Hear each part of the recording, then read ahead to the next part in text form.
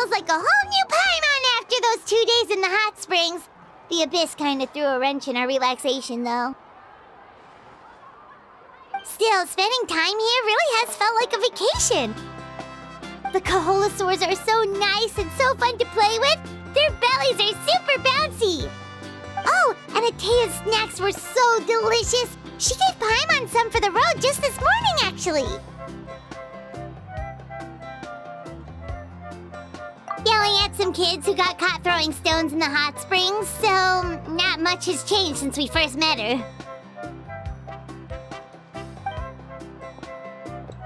Hey, you guys. Sleep well last night?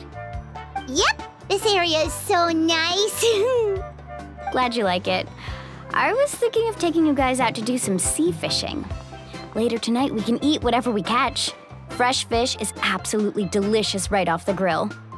Hey, Mualani! Yeah? What do you need? The team sent out to fight in the Night Warden Wars has returned. And Kachina? Is she back as well? Kachina fell in battle. But don't worry, the team was victorious, so the Rite of Resurrection will be held in the stadium soon.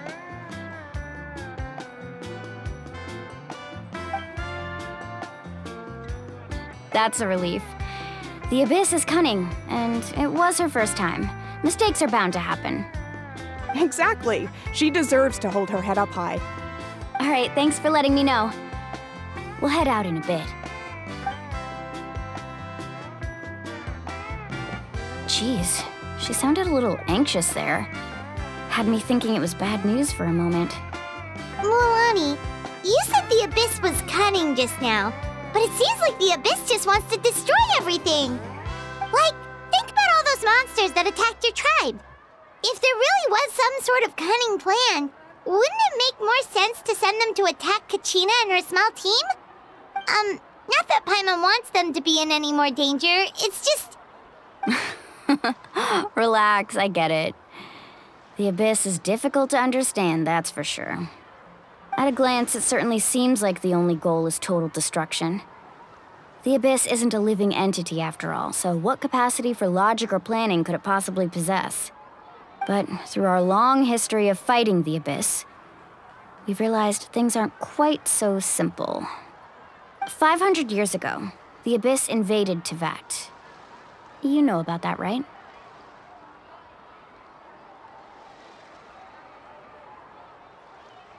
That's right. Conria suffered greatly during that time. But so did every other nation in Teyvat. And Natlan was the worst affected of all. It took the combined efforts of the then Pyro Archon and heroes from every tribe to finally repel the Abyss. Even so, the effects of the invasion lingered for hundreds of years, only able to be reversed little by little. Our tribe's waters were contaminated. The Children of Echo's territory was overrun by dangerous sludge surging from underground. Unrelenting black winds tore across the lands of the Flower Feather clan. It was like each disaster was designed for a specific tribe. Exactly. We once thought that the Abyss's desire for destruction was a sort of primal instinct, but its methods are, in truth, marked by intelligence. We now believe the Abyss has invaded the Night Kingdom, and has the capacity to read the memories of this land at any given moment. And that's how it became so dangerous and cunning, almost like it knows you inside and out. Yes, and that's why we've been unable to fully eradicate it, even after all this time. Luckily, the problems left behind by the Abyss have been successfully addressed by the various Pyro Archons we've had over the years. Now every tribe is prospering and things are looking up. I mean, just look at what we managed to do a few days ago. We totally fought them off.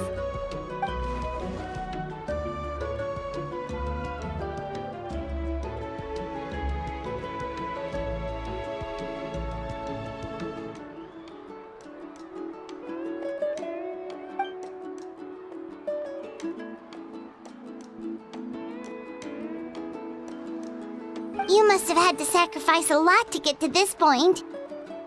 Every battle, every sacrifice is in pursuit of a future where we get to stop fighting. Responsibility, duty, unavoidable burden. Everyone in Natlan views the war differently. But I believe we will be rid of the Abyss one day. And the efforts of all who fought against them will become a story for the ages. To think that my name could survive in ballads passed down to future generations, it's kind of romantic. Everyone has something that drives them forward, you know?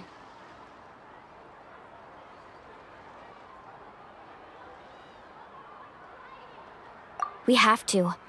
Not only for ourselves, but for our future. Anyway, let's head to the stadium. Our fishing trip can wait until Kachina's back with us. The sea's not going anywhere.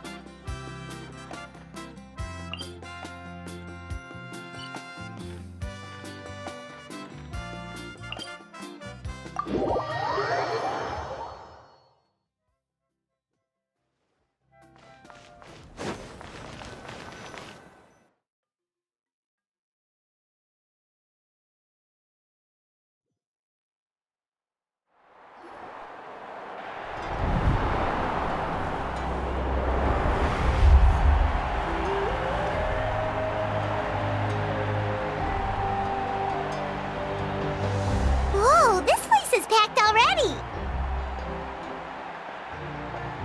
Of course. No one's gonna miss out on the chance to welcome our heroes back from battle. It's their moment of glory. Kachina's gonna be so flustered. She's never had this many eyes on her before.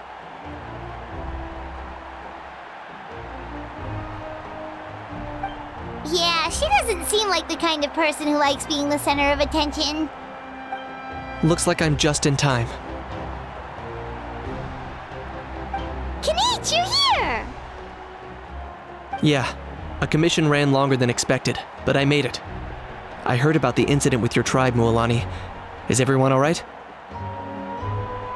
Yeah, it's all taken care of. Our new friend here's got some tricks up her sleeve, by the way. She's just as strong as Kachina made her out to be. Hey, look! Is it about to start? That's right. Someone will come out and recite a eulogy, and then we'll sing the Ode of Resurrection together. Come on, let's find a spot with a good view. When the singing starts, just follow my lead and you'll be fine. Let's go somewhere higher up so Kachina can spot us.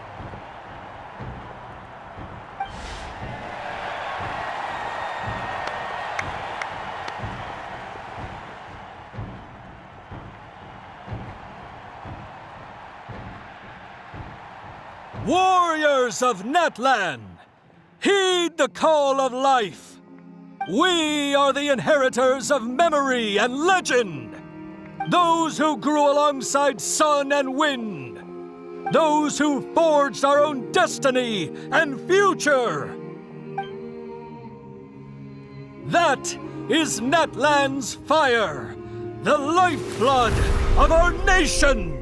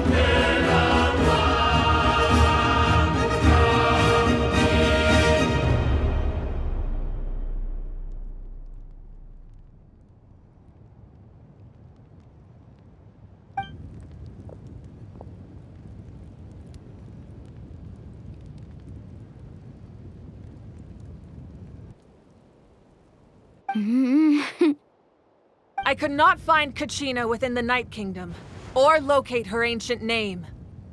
What? What does that even mean?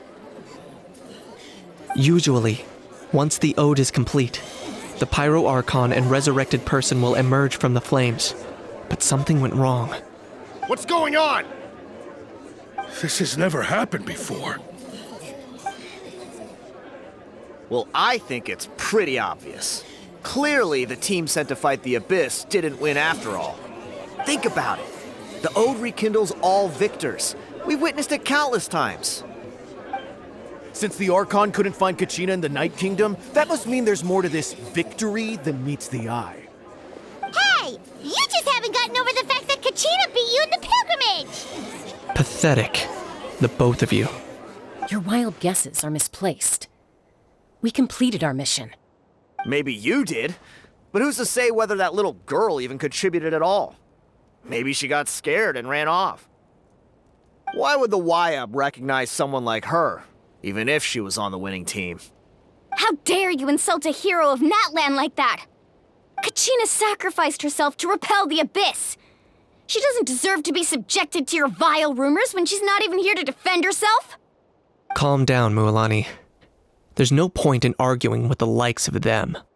I can't just sit here and let them slander her like that. To insult a hero of Natlan, the person actually has to be a hero. You... Think about it, everyone. Who do you think is really at fault here? A girl who never should have even gone to war? Or the great Pyro Archon? Why would the rules of our nation suddenly stop working? That's true. If she wasn't revived, it must mean she failed to achieve victory. Maybe the YUB interpret victory in different ways? I mean, that girl didn't look all that strong to me.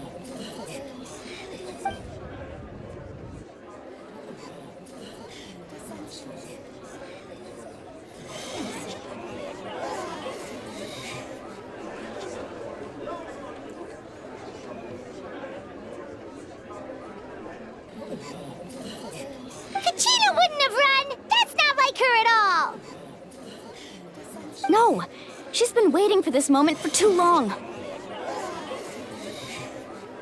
No matter how daunting the situation, no matter how scared she might feel, she's always the first person to stand up and face it head on. We don't even know what happened, so don't you dare try to use this as an excuse to vent your anger or slander her reputation. Fine. We'll find out what happens soon enough. Then, we'll see who truly deserves glory. That's enough. There is no doubt about today's victory, or Kachina's part in it. She is a hero worthy of our admiration and celebration. However, the failure of today's ceremony is undeniable. Kachina has not been rekindled, and I offer you all my deepest apologies as I continue to investigate this matter. To prevent further casualties, I have decided to suspend the pilgrimage until this matter is resolved. What? No one is all-knowing. No one is infallible, not even myself. But doubt is a means by which we seek the truth, not a weapon we wield against others. I didn't mean it that way, Archon. I just... If there are things you wish to clarify, then ask me directly. Doubt my answer if you wish. But now's your chance. You have concerns? State them. No, of course not. Even though I have said nothing to change your mind, then it would seem the truth never mattered to you at all. That guy doesn't even have the courage to answer the Pyro Archon's question. So much for all that glory talk earlier. I have a question, Archon. My friend Kachina. Do you have any idea where she is? It's extremely important to me.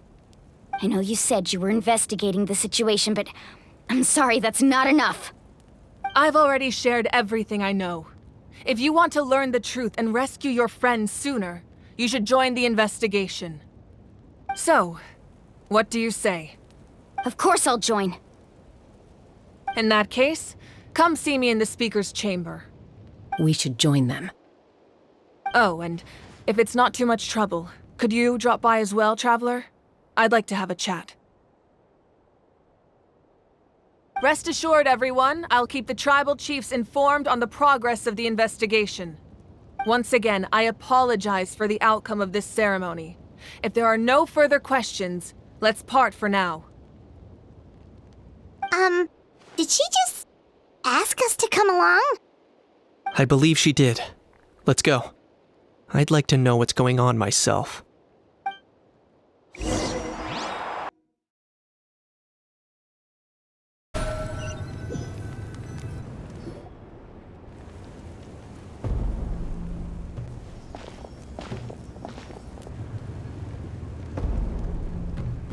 The situation is urgent, so I'll get straight to the point. Kachina is undoubtedly a hero of Natlan, and I'm deeply sorry this happened to her. There's been unrest in the Night Kingdom, but I don't know what's causing it. As a result, I've been unable to track down her location. Until we find and address the cause of the unrest, the Ode of Resurrection will continue to be ineffective. And that means Kachina won't be able to come back? That's correct. Not until the problem with the Night Kingdom is resolved. How long will that take? It's hard to say. Kachina always dreamed of fighting the Abyss, of doing her part to defend Natlan. She wasn't afraid of death because she knew, if it came down to it, the Pyro Archon would be there to bring her back to life. Whenever we sat down together, exhausted from training, she would always hum the Ode of Resurrection. She was supposed to come back to us. We were supposed to hug her and celebrate with her and share her joy. We supported her every step of the way, but what are we supposed to do now? Sit peacefully and wait for her return? Lose ourselves in grief over her death? Tell me, are we her friends? Or her murderers? That's not fair, Mualani. It's all right. I understand your rage and your grief. Kachina's life means a great deal to me, Mualani. Believe me, I want to bring her back as soon as possible. I would give you that peace of mind if I could. But please, hear what I have to say so I can at least give you a broader picture of the issue we are now facing. Considering the recent attack on your tribe, I believe the Abyss has found a new means of undermining the rules of our nation. You mean... The Sacred Flame. The foundation of our resistance against the Abyss. If we continue to hold the pilgrimage and send teams to fight the Abyss, there will likely be more casualties. But if we stop altogether, the Sacred Flame will only grow weaker.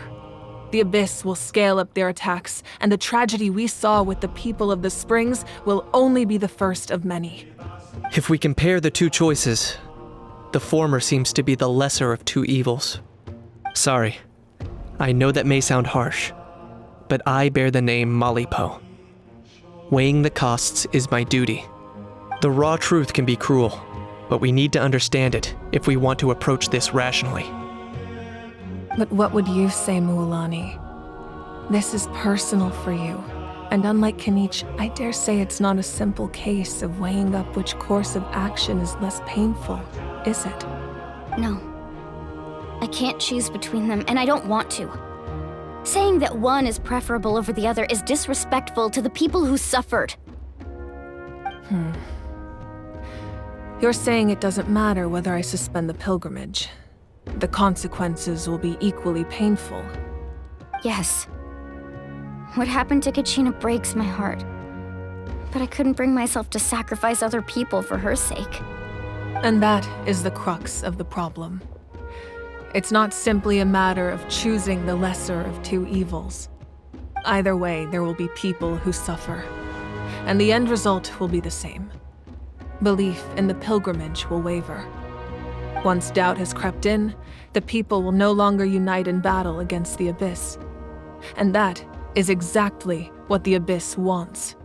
Their ultimate goal isn't to break the rules that make the Ode of Resurrection work. It's to destroy the people's faith in them. To prevent what happened to Kachina from happening to anyone else, we need to suspend the pilgrimage. So that is my current plan. And in the meantime, I've made efforts to strengthen each tribe's defenses. Then, we have to find another way of strengthening the sacred flame to keep the Abyss at bay. This won't be easy. I'll need time to figure out the best approach. I understand your anger, Mualani, but I hope that provided some clarity, at least. Wow. Paimon thought things were gonna get heated for a second, but the Pyro Archon took the time to explain everything so patiently. I owe you an apology, Archon. I let myself get carried away earlier, and I'm sorry. You're right. We need to focus on finding solutions. We could always hold the pilgrimage without sending a team to fight in the Night Warden Wars. That way, we would still be able to fuel the sacred flame. I've considered that, but the two events have nearly always been linked. Without the chance to fight the Abyss, pilgrimage rankings lose their prestige, and competitor numbers will drop. With fewer participants, the amount of contending fire produced will decrease, and the vicious cycle will continue indefinitely. So, essentially, the Abyss has taken Kachina hostage.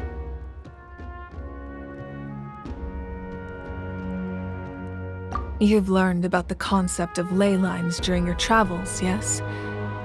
The Night Kingdom is something similar. Staying there for a short period of time shouldn't have an effect on the person. But with the Abyss in the picture, it's a different story. Your sense of self will be devoured until eventually you become one with the Sea of Souls. Imagine pouring a cup of water into a rushing river. You can try to scoop up another cup, but there's no chance it will be the same water you had before. I won't sugarcoat it. That is the danger Kachina is currently facing. Just like you said, Archon. Both of these problems need to be addressed. You can focus all your efforts on dealing with the sacred flame. I will go search for Kachina.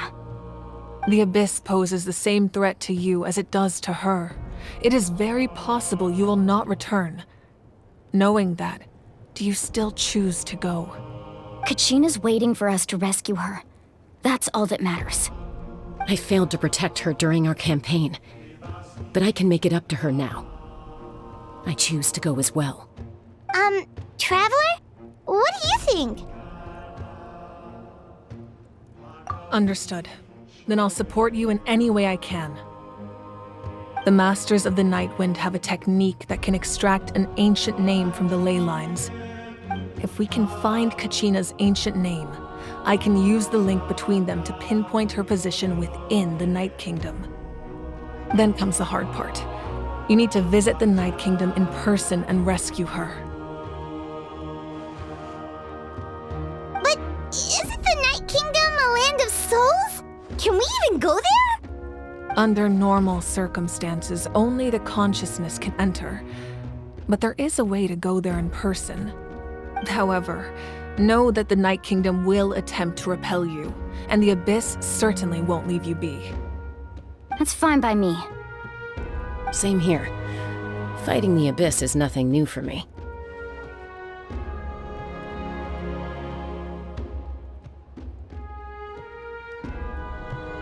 So, Paimon's the only one who's scared?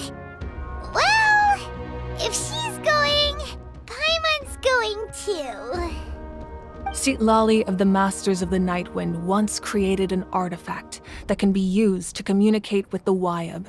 We call it the Spirit Speaker Stone.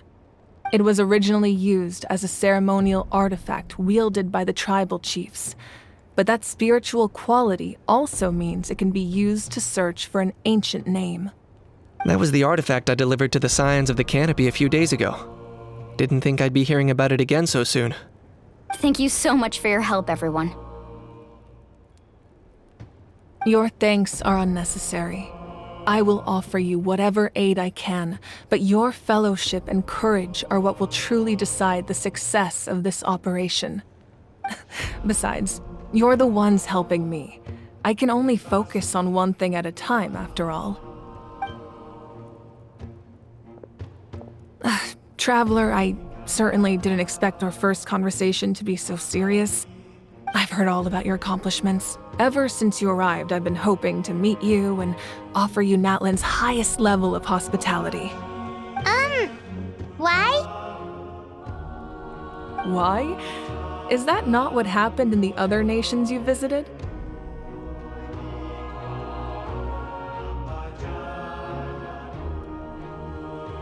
Yeah, things were pretty complicated at the start. And, in the middle. But our reputation's solid nowadays. That's more like it. After all, I've heard you're someone who transcends fate.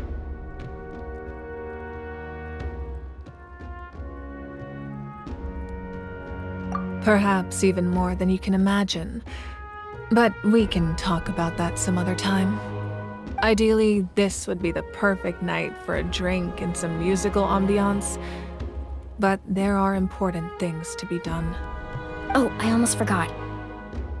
Atea was wounded in the fight against the Abyss. She wanted us to give this to you.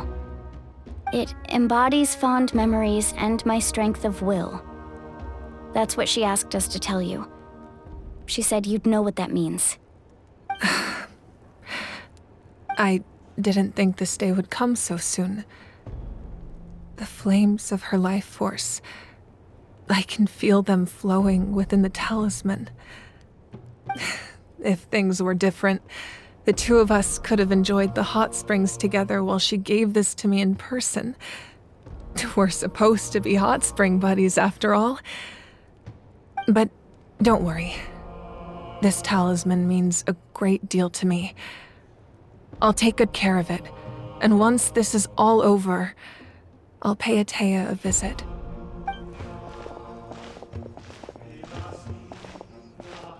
You said you didn't want to jeopardize the production of Contending Fire, but that's not at all why you decided to suspend the pilgrimage, is it?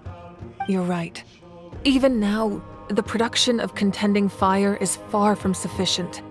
The gradual corrosion caused by the Abyss has resulted in a massive shortage of pyro energy, and we're currently at the breaking point. As things stand, the pilgrimage is a lost cause. Suspending it allows us to save our strength to defend the tribes. The Abyss has brought catastrophe to Natlan, and Kachina's disappearance in the Night Kingdom is a direct consequence of that. We can't let the general public know that. No. If the public learned that Natlan's destruction was close at hand, there would be immense panic. But if I said nothing at all, they would have continued to question the integrity of Natlan's heroes. Another simple choice. The latter was clearly the better solution, but you chose otherwise. I have never subscribed to the belief that the right choice is the one with the fewest sacrifices. Let's go. There's still a way for the sacred flame to last a little longer. You mean? Yes. Come with me.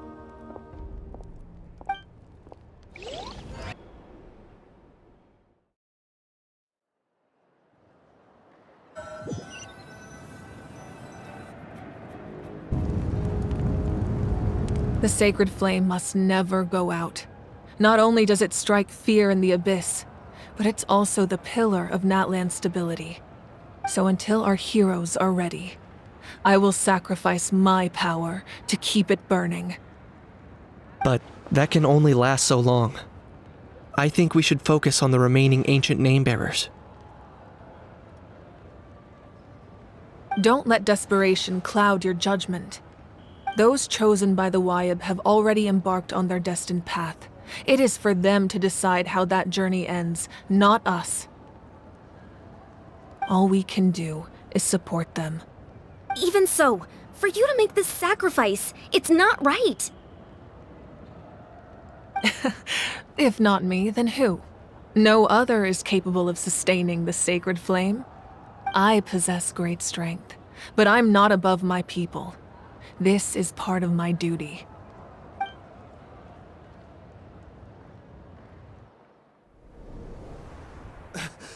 Archon, it's the Fatui!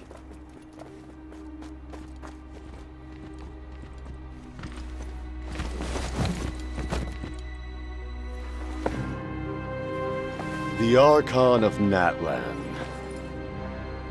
A force to be reckoned with. The secret of the ley lines is no secret to me. Long have they been destined for ruin.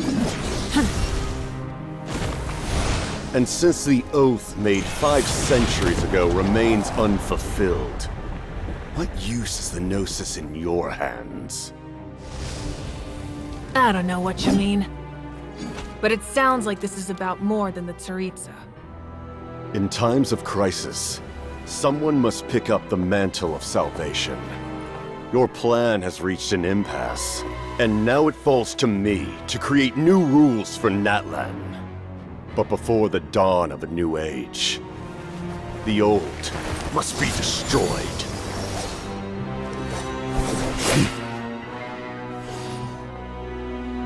I assume that's the end of your speech? Good. People like us. Let our blades do the talking!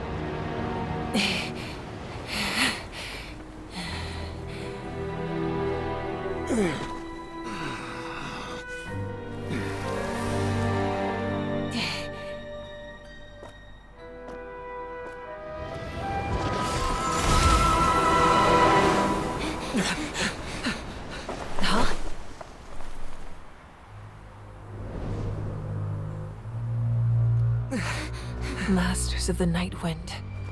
Send word. The captain and his followers must be apprehended.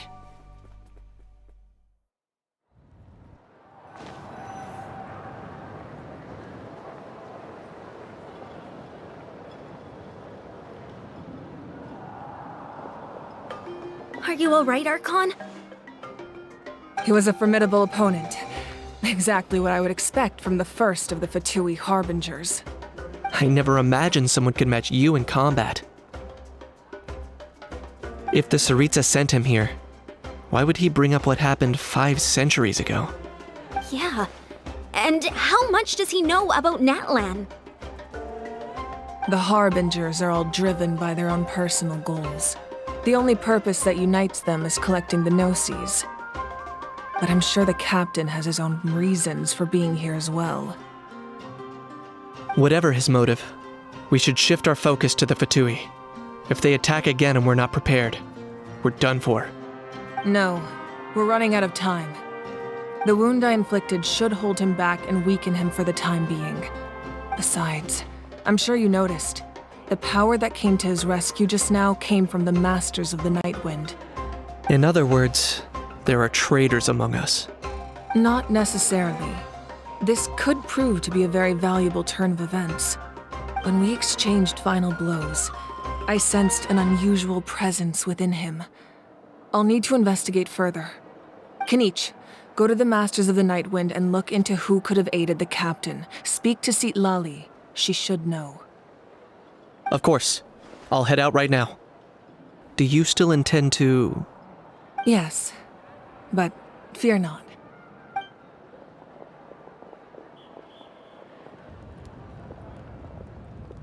Natlan's strength has never rested solely in its Archon.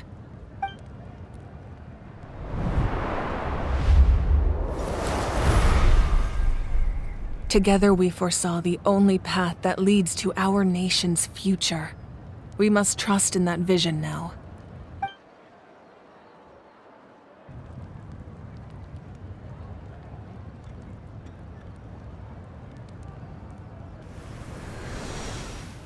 Is everything okay, Archon?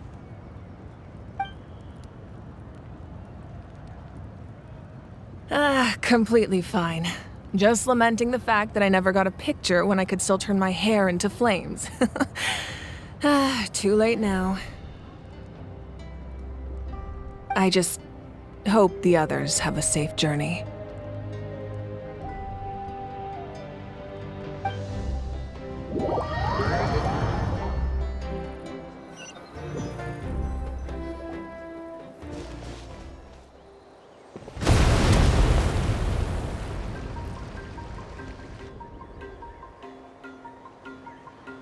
What's happening at the stadium?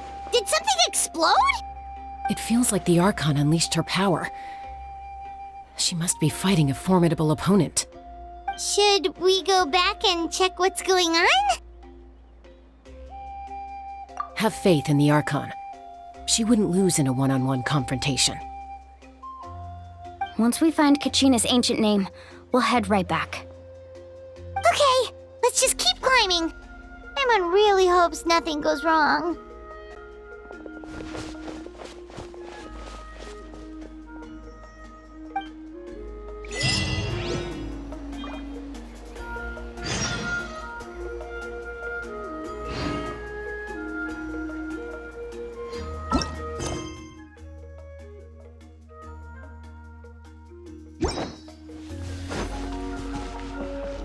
Woohoo!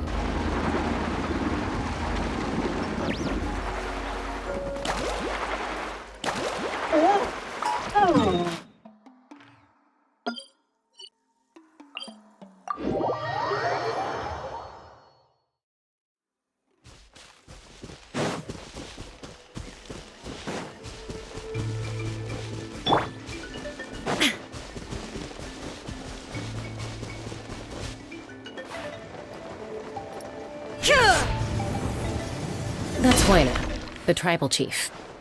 Let's head over to him.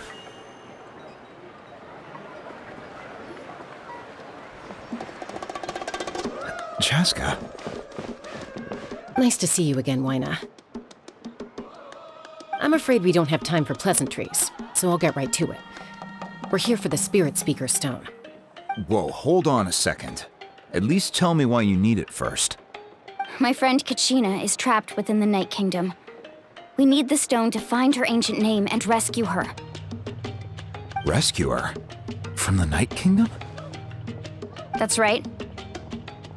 I'm sorry, but someone needs to tell you what you don't want to hear. Going there, a mature warrior would never make such a foolish decision.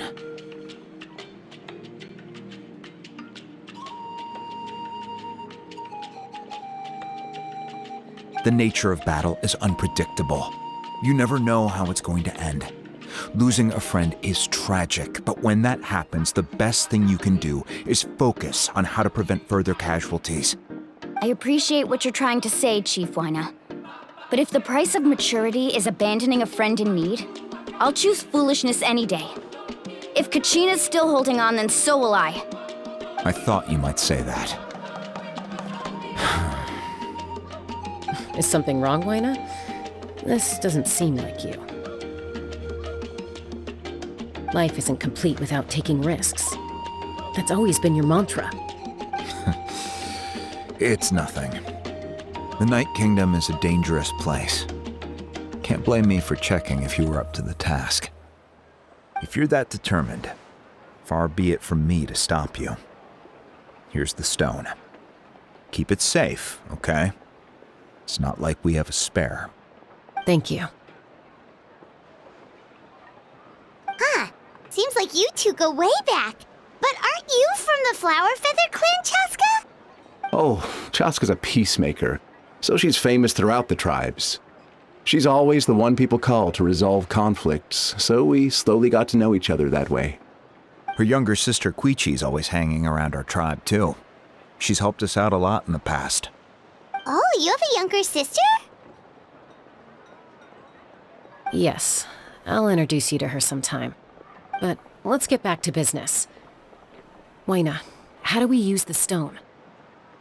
As you probably know, your intended destination is completely different from the real world. The Night Kingdom is like a river flowing with concepts, and the ancient name you seek is like a tiny fish swimming downstream. In that sense, the stone is like a fishing boat drifting down the river, but the boat alone isn't enough.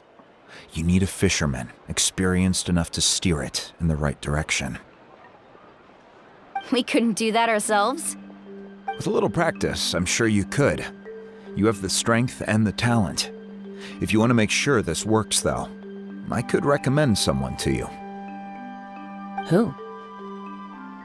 Vichama, a legendary warrior and scout from our tribe. He's got a keen eye and a well-honed intuition. Even his ancient name means to seek. If you're fishing for a name, you're gonna want him on the boat. Vichama? Why does that name sound familiar? He's one of Auntie Atea's hot spring buddies. I've heard stories about him. Where can we find him? Ever since Malco passed, he spends most of his time gazing out at the scenery from the cliff tops. Follow the path that way, and I'm sure you'll find him.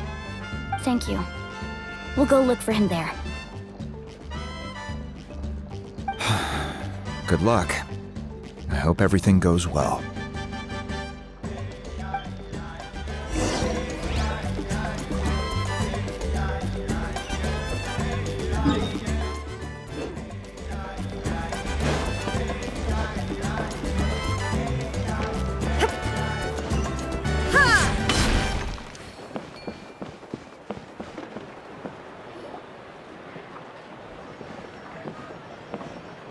Someone admiring the scenery from the cliff tops.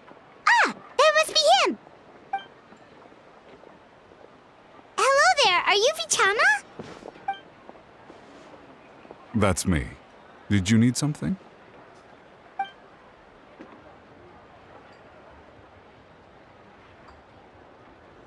What? You're saying you can bring someone back from the Night Kingdom? How is that even possible? No, if you really think about it, anything's possible in that kind of place. But that would mean... Are you okay? You don't look so good. Everything's fine. I'll help you, but I do have a small request. After I help you find Kachina's ancient name, I want to use the stone to look for my friends as well. Your friend? Oh, why not mention someone named Malco? Is that who you're talking about? Yes, but I'd rather not get into it if it's all the same to you. That's not a problem. We agree to your request. Yeah. Since you're helping us find Kachina's ancient name, it's only right that we return the favor. Then we're agreed. Can I have a look at the stone?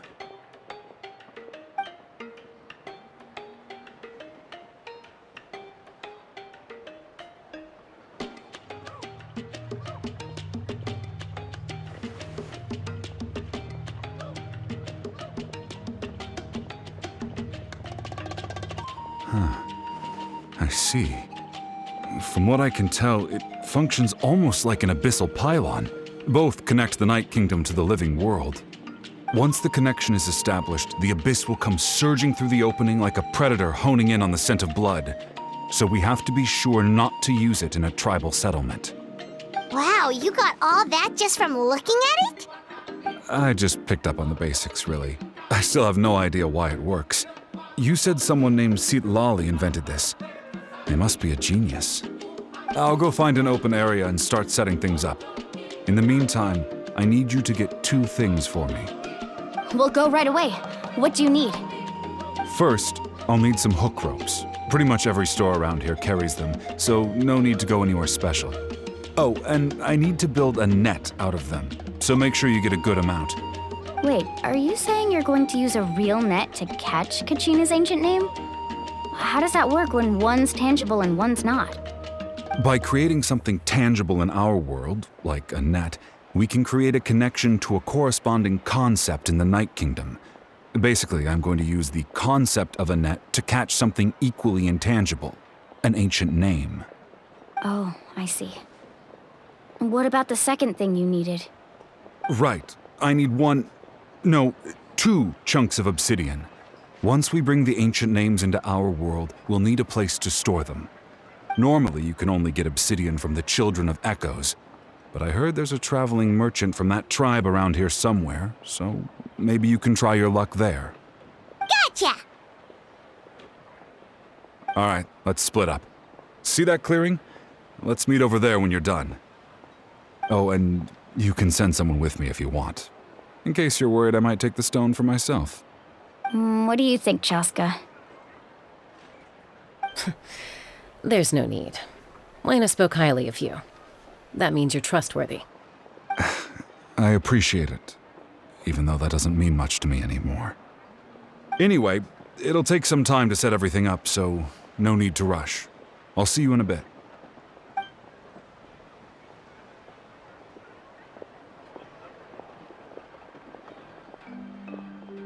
What an odd guy.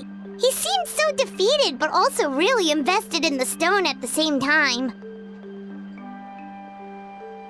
I don't have any more insight than you, Paimon.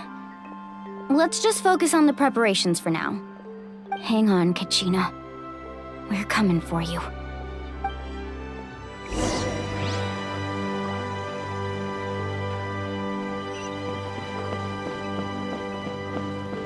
Watch your footing.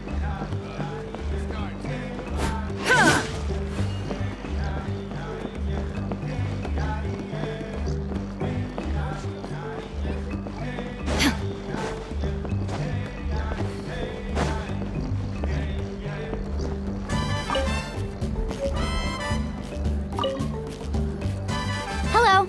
Do you have any hook ropes for sale? Hook ropes? As in rock climbing equipment?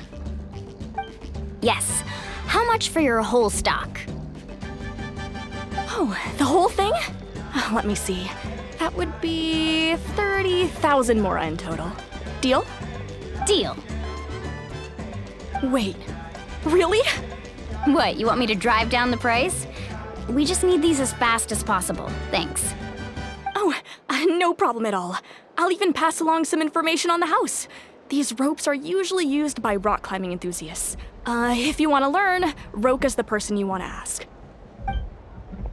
All right, that's everything. Here you go. Now we need the obsidian. Let's go talk to the traveling merchant Bichama mentioned.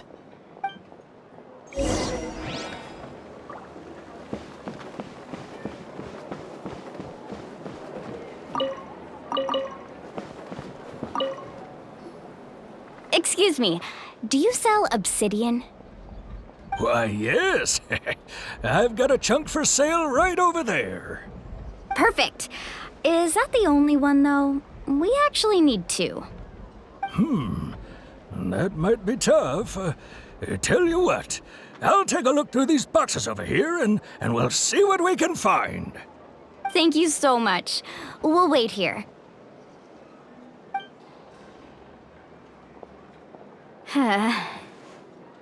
Relax. Everything's going according to plan. I know, it's just... I could tell Vichama feels the same way about his friend that I do about Kachina. I hope this chunk of obsidian isn't the only one. Kachina always carries all sorts of shiny stones with her. If I was the one trapped in the Night Kingdom, she'd have a whole pile of obsidian ready in a heartbeat. Well, would you look at that? I did bring an extra. Here you go, young lady. How does it look? Perfect! Thank you. How much do I owe you? If you hadn't shown up, these stones would have just sat here collecting dust. I'll take 3,000 mora for both. Here you go. By the way, I heard you mention Vichama just now. You running an errand for him, then? How's he doing? Malco's been gone for 5 years now. It's about time he started to move forward. Do you know what happened between them? I heard about it in passing while I was out drinking one night, but I don't know all the details. Vichama and Malco grew up together, and even made a name for themselves together. Malco was an amazing fighter, capable of knocking out multiple opponents in a single hit, while Vichama excelled at scouting and analyzing the battlefield.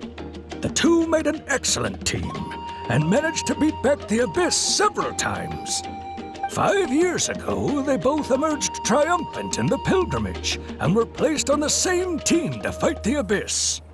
But on the eve of battle, the Abyss launched an attack on their tribe, and Vichama suffered an injury to his leg while attempting to rescue someone. Then what happened? The team agreed that he couldn't fight the Abyss in his condition. Vichama didn't argue. He knew going to the front lines with an injured leg would make him a burden in battle. So they raised the issue with the Pyro Archon, and she agreed to let him stay behind. It's just... Malco and the others ended up facing hordes of abyssal monsters in numbers that far exceeded anyone's expectations. The team made an error in judgment, and they fell to the onslaught. Vichama went into a deep depression after that. He blames himself for everything. Oh, you're not wrong. But it's possible he chooses to blame himself. Not because he did something wrong, but because he wasn't able to do anything at all. I've tried convincing him to move forward, to stop dwelling on the past. But the shadow of Malco's death hangs over him still. The Abyss has caused so much suffering, and some wounds never heal. I wish there was something he could do to make himself feel better, but... anyway, that's the gist of it. Maybe you could help him talk things through sometime. I would really appreciate it.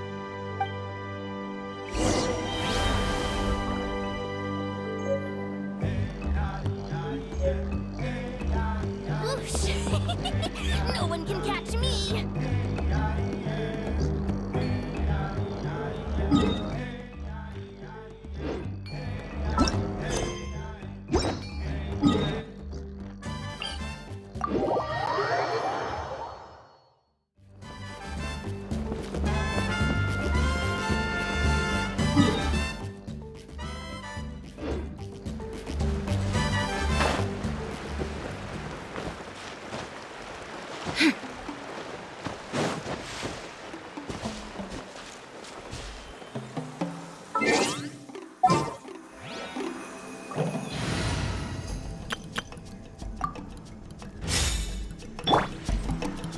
Rise like smoke! Let's ride!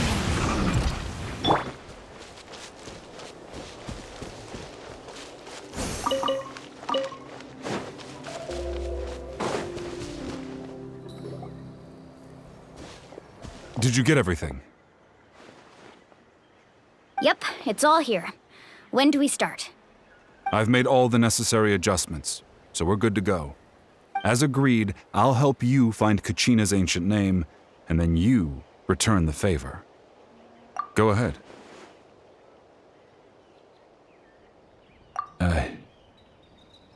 Yes. After Malco fell, I scoured the battlefield to see what happened. It turned out he wasn't bested by some impossibly powerful foe. He was dragged to his grave by the sheer number of enemies. If I had been there, I would have been able to sense the danger. I could have warned them not to advance. I've always blamed myself for what happened. But when you told me about Kachina, I realized there's a chance Malco might also be alive, fighting for survival in the Night Kingdom. But that happened several years ago, right? The Pyro Archon said all life within the Night Kingdom eventually becomes one with the Sea of Souls. There might not be much hope, but I still have to try. Malco and I promised each other, even if we never managed to root out the Abyss for good, we would fight together until the end. All right, let's get to it. I'll start searching for the conceptualized version of Kachina's ancient name. If you see any fragments scattered around the area, please collect them.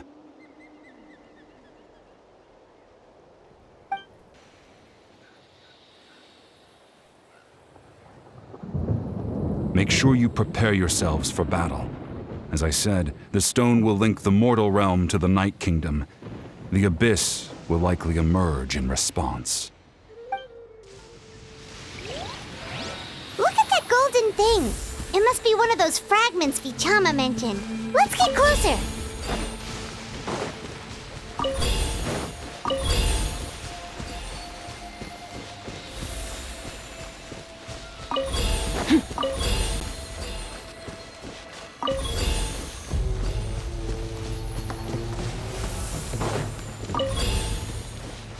Whoa, monsters incoming! Watch out, everyone! Suffer the wrath of Eden!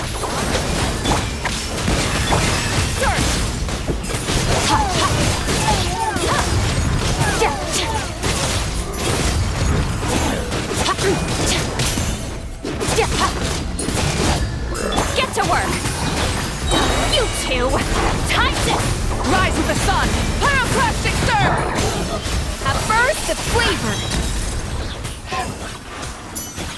How much longer, Vichama? Not long! We're getting close!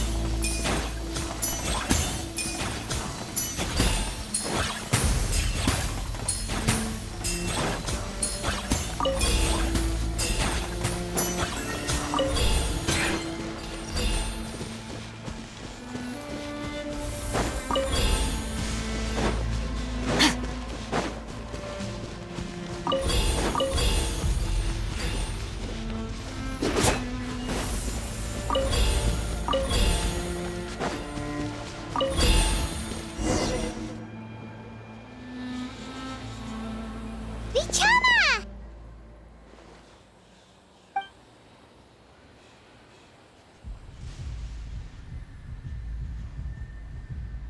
Quick! Take it!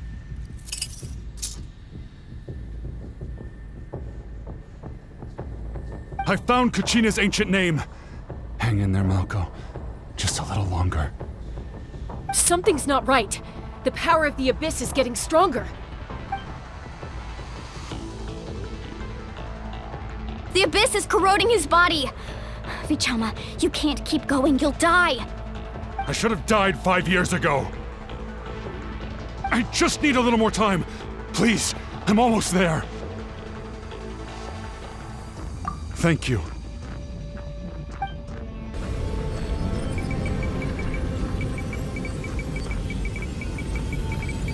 Whoa, watch out! The power of the Abyss is strong.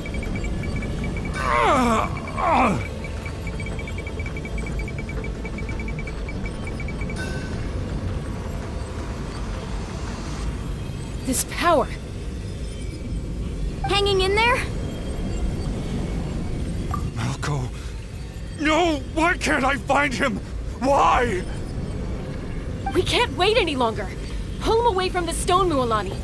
I already tried, but the power of the Abyss has him in a chokehold. It's like he's tied to the stone with an invisible rope. In that case, we have no choice. I'm sorry, Sea Molly. Get back! Chaska, wait!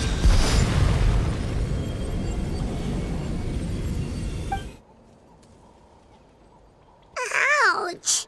What happened just now? It looked like the Spirit Speaker Stone was... The stone's power was spiraling out of control. The only way to stop it was to destroy it. You were all caught in the shockwave of the explosion. You might feel dizzy for a while, but that's normal. Give us a heads up next time, will you? You're lucky we managed to dodge it in time. I thought I said to get back. Yeah, barely a second before you made it go poof. Not everyone has your reflexes, Chaska. We were this close to getting dragged into the explosion. Okay, I'll be more careful next time. At least Kachina's ancient name is still in one piece. Wait, where's Vichama? Vichama! Vichama! I couldn't find Malko's ancient name. It must be completely gone by now. Once your ancient name disappears, there's no coming back. From the very beginning, I knew there was a slim chance, but still. And now... it's too late to save him. From the minute he left that day, it was already too late. Vichama. I'm sure he's heard enough condolences over the years. Let's just give him some space. Huh? What's that in your hands, Vichama?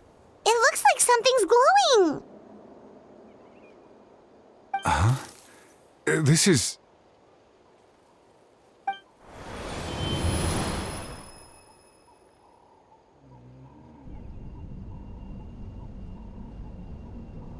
Hey, Malko. Got any strength left? Not enough to swing a sword, but to say a few last words? Sure. Too bad. No one will get to hear them. I never thought I'd actually die on this mission. Not that I'm afraid to die. It's just... hard. Thinking about my mom's face when she hears the news. Guess I have something to be thankful for then. My parents died a long time ago. They won't have to mourn me.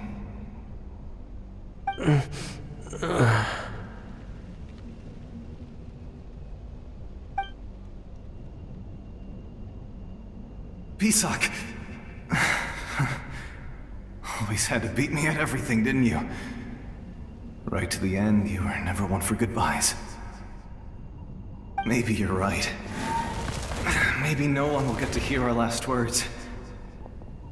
But just in case... Vichama, I'm so glad you didn't come with us. Don't be sad. Just keep on living. For the both of us.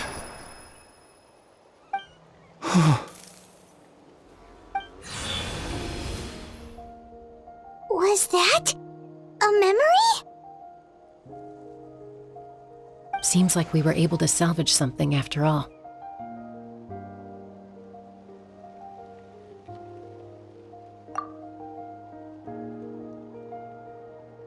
Of course. Seeing him, hearing his voice again, it makes me unbelievably happy. But it also brings with it an even deeper pain. A deeper pain? Why? Malko was always the type to put on a brave face. But in that memory just now, his hands were shaking, and his smile was forced.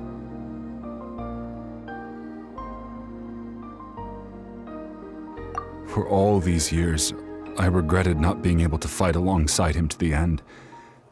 And now I know, at the end of his life, he was thinking the same thing. Vichama. I'm fine. Actually, I heard Chief Wyna wasn't really on board with your plan to go to the Night Kingdom. When you asked for my help, I hesitated too. I knew helping you find your friend's ancient name meant leading you one step closer to danger. But I also understood why you had to try. Everyone has regrets in life, but not everyone gets the chance to make up for them. Once allowed to fester, guilt strips us of our most valuable qualities as warriors. In that sense, we might as well choose the braver path from the very beginning.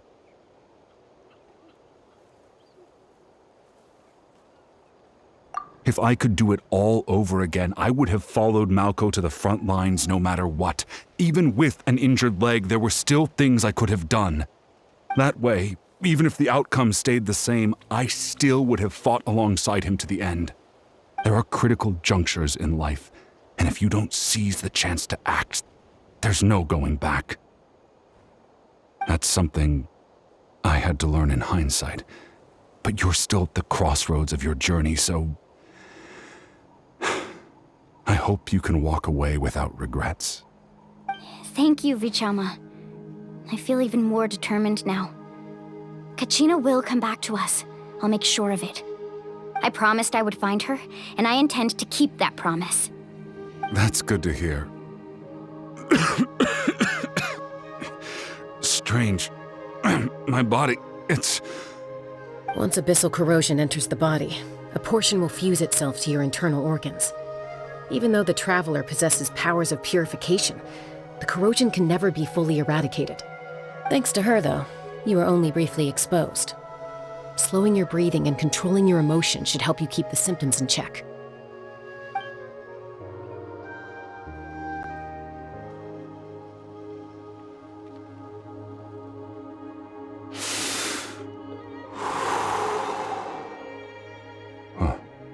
That does make me feel better.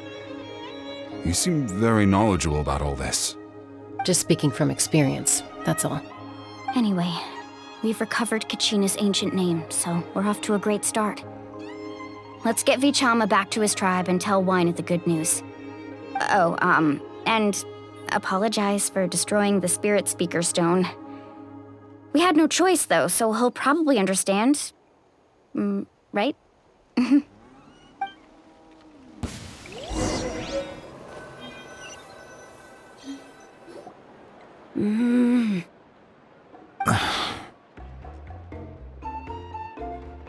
Koichi, are you really gonna just stand there like that? I don't know what you want from me. I think you know exactly what I'm trying to say, Uncle Wina.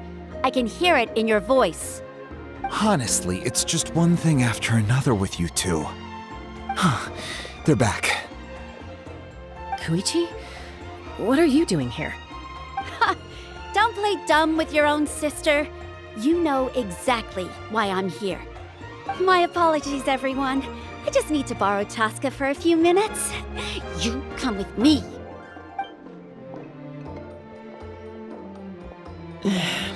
I'll be just a moment.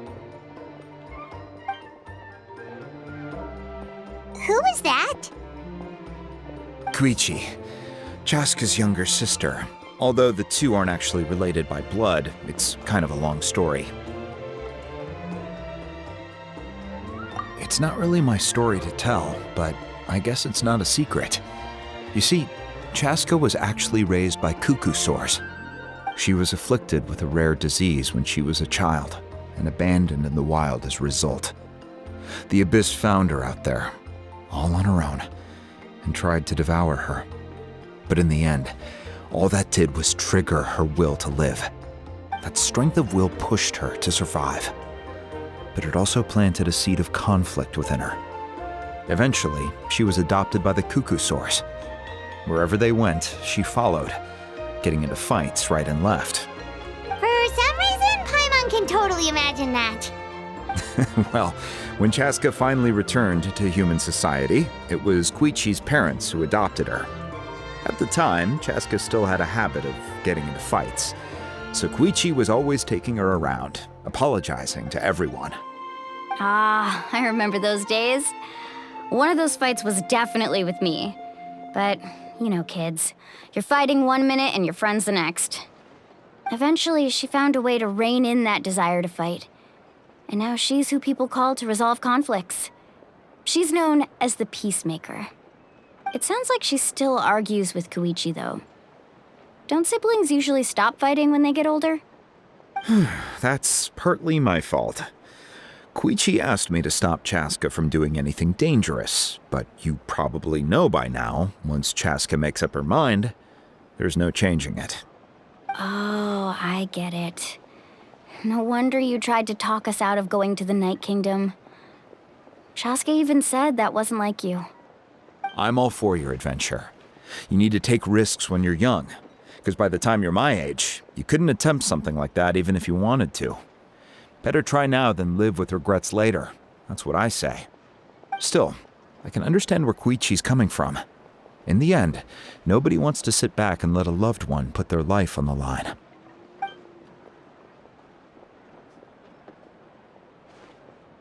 All right, it's just the two of us now. You have 1 minute to explain yourself. I don't have anything to say. You don't have to approve, but you should know I only do what's necessary. That attitude is exactly the problem. It's like you don't care. You try to sneak off to the Night Kingdom behind my back and then play it down as if it's just a trip abroad. Well, technically I am going abroad, right? Again with the excuses! We agreed, didn't we? There are 4 levels of danger. If it's not something urgent, you can only engage in level 2 danger and below. You can only go up to level 3 if a situation is so dire there's absolutely no alternative. But a trip to the Night Kingdom? If that's not a level 4, I don't know what is. And you were just going to sneak into the place without saying anything.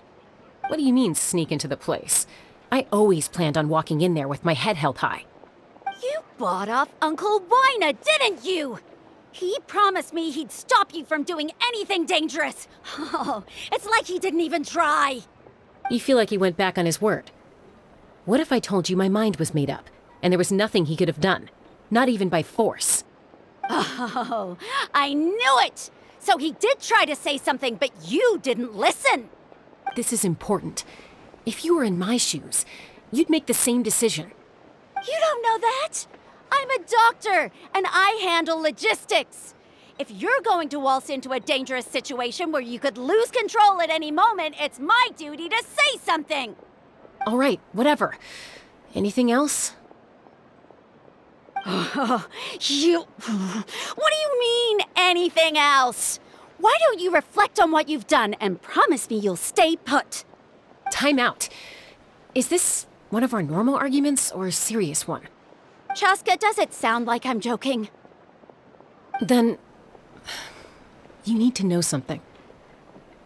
What happened to Kachina was partially my fault. I can't leave her there to die. That's not who I am. But the person you become when you lose control, that's also not who you are. That's a different issue. You said it yourself. A person is only as good as their morals. If I want to live in Natlan, I need to display qualities that make me worthy of this nation. I've also told you that managing your condition is equally important. Sometimes you have to make sacrifices. All right, let's stop this here. If we keep going, I might actually have to get serious. And I think Wina prefers his roof attached to his house. Is that a threat? That sounds like a threat to me. Koichi! Younger sisters are supposed to listen to their elders. So, you're really going to go, no matter what I say? I'm supposed to be your sister. Then support me. I'll be back. All you have to do is wait. Chaska. So, that's it. Why'd you have to turn out to be so darn annoying?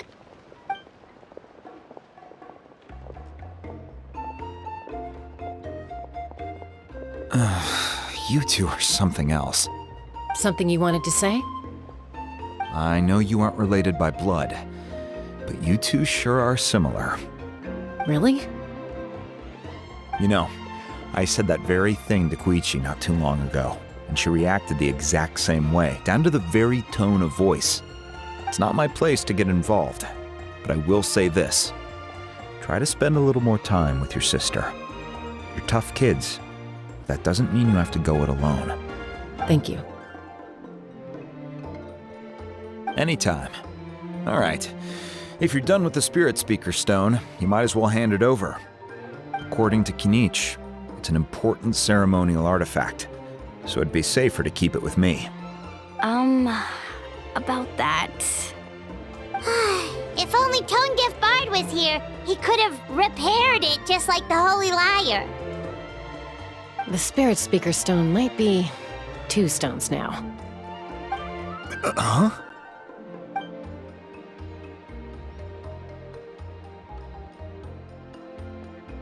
I see. Sounds like it was an urgent situation. If someone's life was on the line, then you had no choice. Still, Citlali's going to be a nightmare to deal with now that you've broken her stuff. I'll explain everything to her later. Stay safe out there in the Night Kingdom, okay? I'll wait here for your safe return.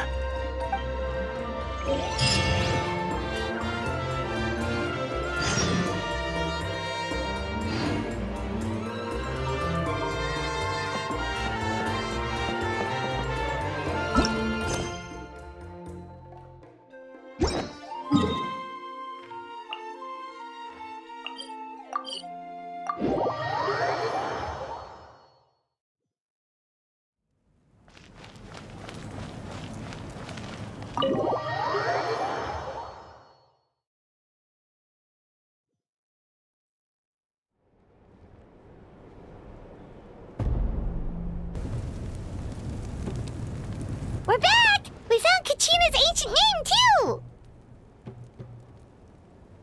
Well, it's fairly complicated. Let me give you the condensed version. The Fatui again? We can't go anywhere without them causing trouble. But what if the Fatui finds out you've lost your power? Won't they try to take advantage of the situation? That's why it has to be our little secret. No one else can know, or we're asking for trouble. Look, I wish I could offer you some sort of consolation, but I won't lie to you. With multiple factions closing in, there's nothing comforting about the situation we're facing. Still, all you need to do is focus on your goal. You can leave the complicated matters to me. I can also step in on the Pyro Archon's behalf. There's a limit to what I can accomplish, but I'll help you however I can. There's no need to be so modest, Yan-san. Your incredible strength has long been a well-known fact. You're the pride of your tribe. Archon, I'm sorry about before. You have so much on your plate, so much that you have to worry about. But all I could do was focus on my own feelings. You have nothing to be sorry about. We all get overwhelmed by our emotions, myself included. Your reaction to Kachina's disappearance, I understand that feeling very well. Well, now that we have Kachina's ancient name, let's go track her down. Follow me.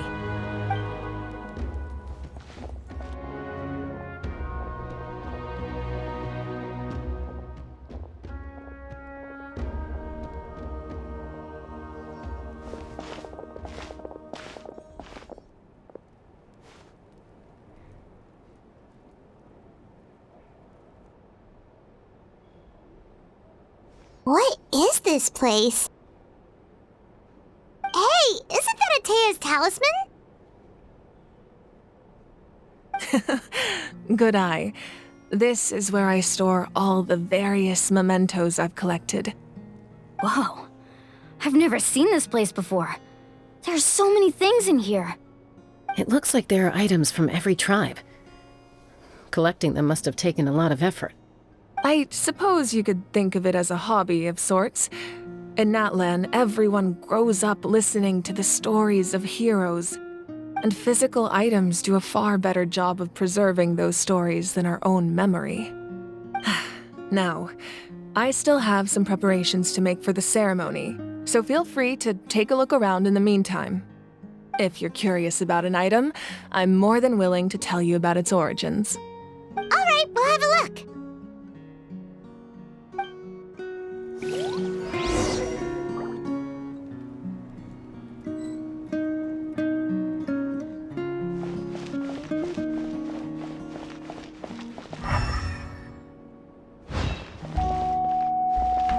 This flower looks like it's thriving. You must be good at taking care of plants, Archon. This fishing basket looks familiar.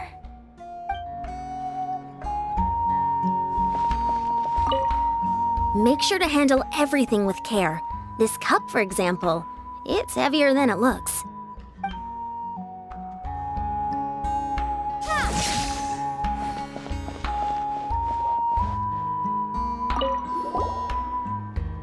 Whoa, that belt is bigger than Paimon's head!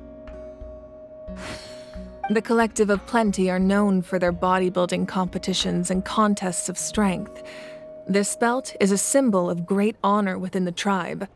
The association with strength might also have been the reason the original belt was extremely heavy. It was difficult for even 2 people to lift. And even if a warrior had the strength to put it on, wearing it for any length of time would still leave them gasping for breath. Sounds like it. So the owner of the original belt, Kitera, commissioned a craftsman to make a copy identical in appearance but far lighter in weight. That is the belt you see before you.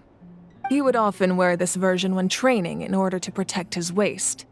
Or he made a lighter version so he could wear it all the time and show it off.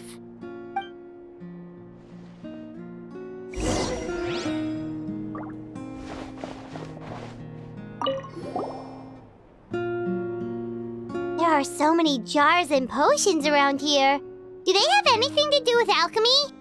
No, those belong to the Masters of the Nightwind. They're ceremonial tools used to amplify the ability to communicate with the Night Kingdom and the Wyab. Yamaya is an expert in this field, and she taught me a lot. Even though she appears stoic and serious, she actually has a keen sense of humor. The tools you see here are quite traditional. Her students found them outdated, so she passed them on to me. The contents of the jars aren't all that special. Oh, except the big jar in the middle. That's what she really wanted to give me. Ooh, must be something really cool. What's inside? Grape juice. Huh? It's quite tasty, although probably expired by now.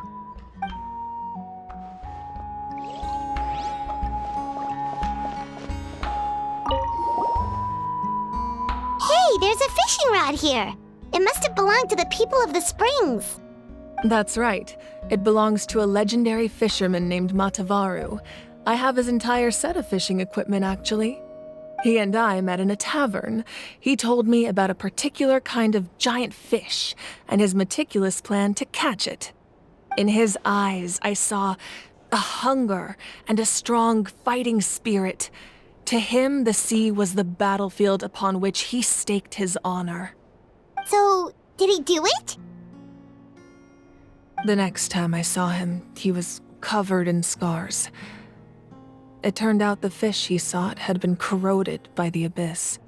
He managed to kill the fish, but sustained a serious injury in the process, which meant he could never go deep-sea fishing again. Can a fisherman claim victory if he fails to bring back his catch? That's what he asked me in the end. Well, Paimon thinks he won. That was my answer as well. The experience was far more valuable than the prize itself. In the end, he didn't want his tools to go to waste, so he gave them to me. Wait, that means you also know how to fish. Maybe we can go head-to-head sometime.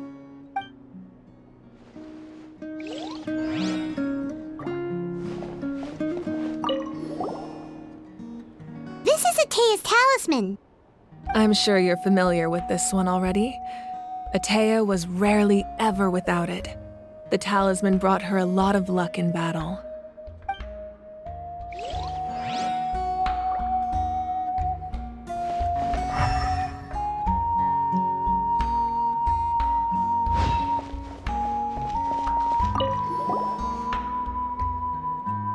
Whoa, this weapon is huge! Which tribe did it belong to? Ah, that weapon belonged to Tenoch, a hero from 500 years ago. Strictly speaking, he didn't belong to any single tribe. That's because even before the disaster with the Abyss broke out, he had already been exiled. Exiled?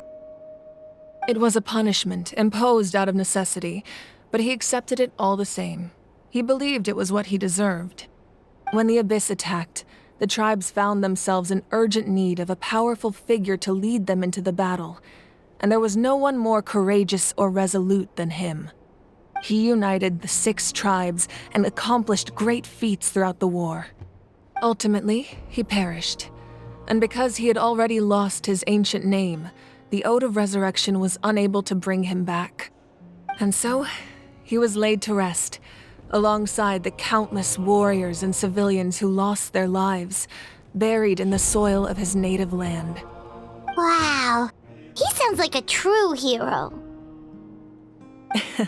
Indeed, even now his story is told throughout the land.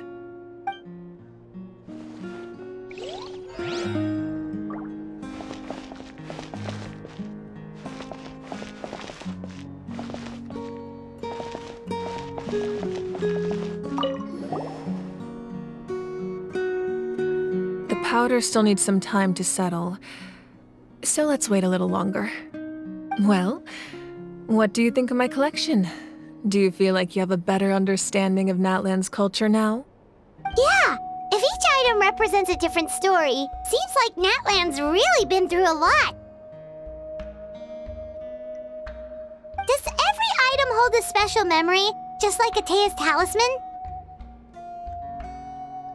That's right. The items in my collection actually serve a similar purpose to the ancient names passed down among the tribes. They demonstrate the true shape of time. The shape of time? Most people perceive time as a linear concept, almost like a straight line that can only move forward. We cannot change the past or predict the future. But there's also a different theory, one that I believe to be closer to the truth. Namely, that the past, present, and future all exist at once. At once? Paimon's not sure she understands. Let's say your journey ended right now. Thinking back on your experience in each nation, which one would you say was the most important? Exactly. Even at the end of your journey, the things you experienced along the way don't cease to exist. They become part of who you are. Take out a portion of that journey, and you would likely make very different decisions, and eventually arrive at a very different destination. The future is the same way. It exists even though it has yet to come to pass. We just lack the means to perceive it. Of course, there are those with the power to foresee the future. They simply call it by a different name. Fate. You're quite familiar with that concept, I would imagine.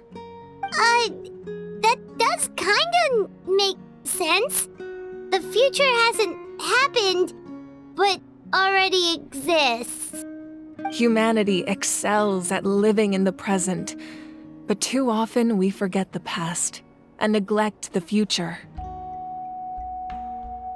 While the pilgrimage and the Night Warden Wars lead us to a better future. Only by uniting the people of Natlan across countless eras can we fight back against an enemy as formidable as the Abyss. To come up with such a set of rules, the first Pyro Archon must have possessed a level of insight I can only imagine.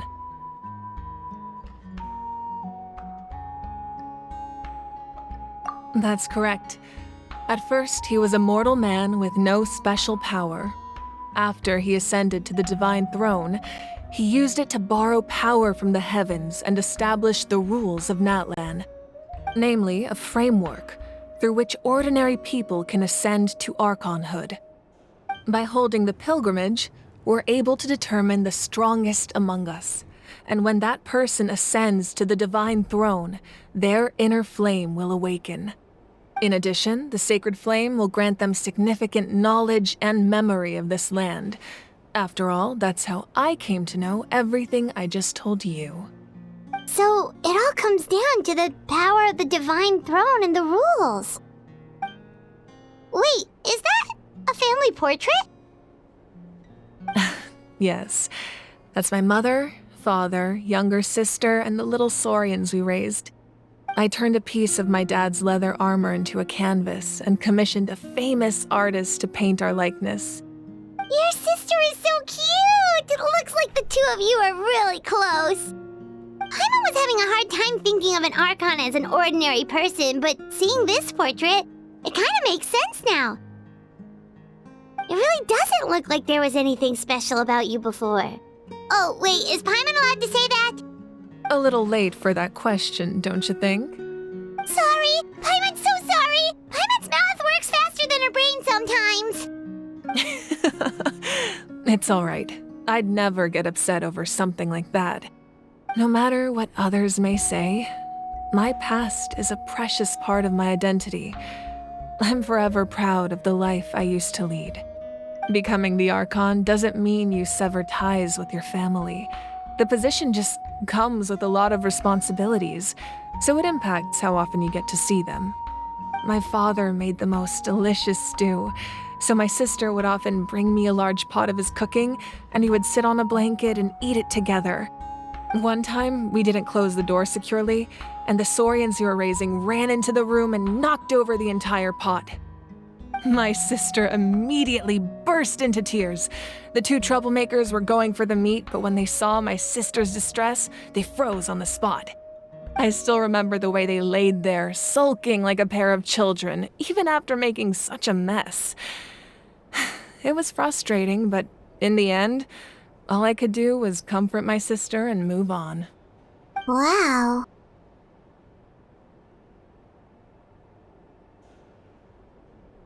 Isn't that what being a family is all about? I think about that story a lot, actually. As the Archon, I made a vow to defend this nation, and experiences like that, they remind me exactly what I'm trying to protect. Well, what happened after that? This portrait looks pretty old. Your sister must be all grown up by now, right? I believe she ended up working as an architect and artist. She built many houses and crafted many beautiful works of art. Anyway, that's enough about me. Now that the powder is settled, we can begin. Ian-san, Mulani, Chaska, over here, please. Place the ancient name up there, and then we'll begin.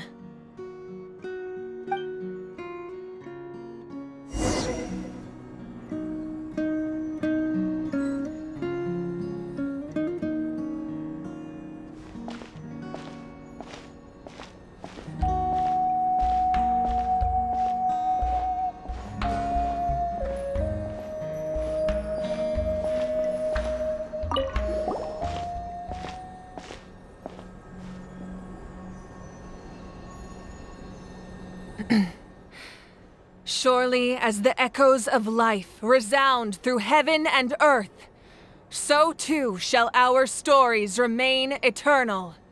Ancient name, take us to your fated bearer. Allow her to answer our call.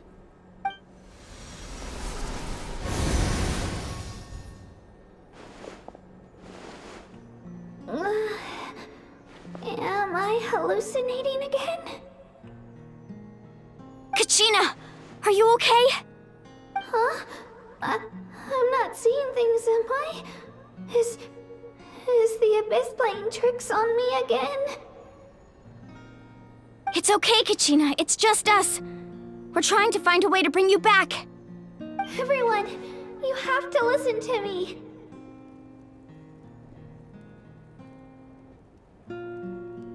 I've been investigating the Night Kingdom this entire time, and I figured out what's wrong. The Wyab is being affected by the Abyss. I was waiting for the Wyab to send me back, but then this really strong monster came in and it almost killed me.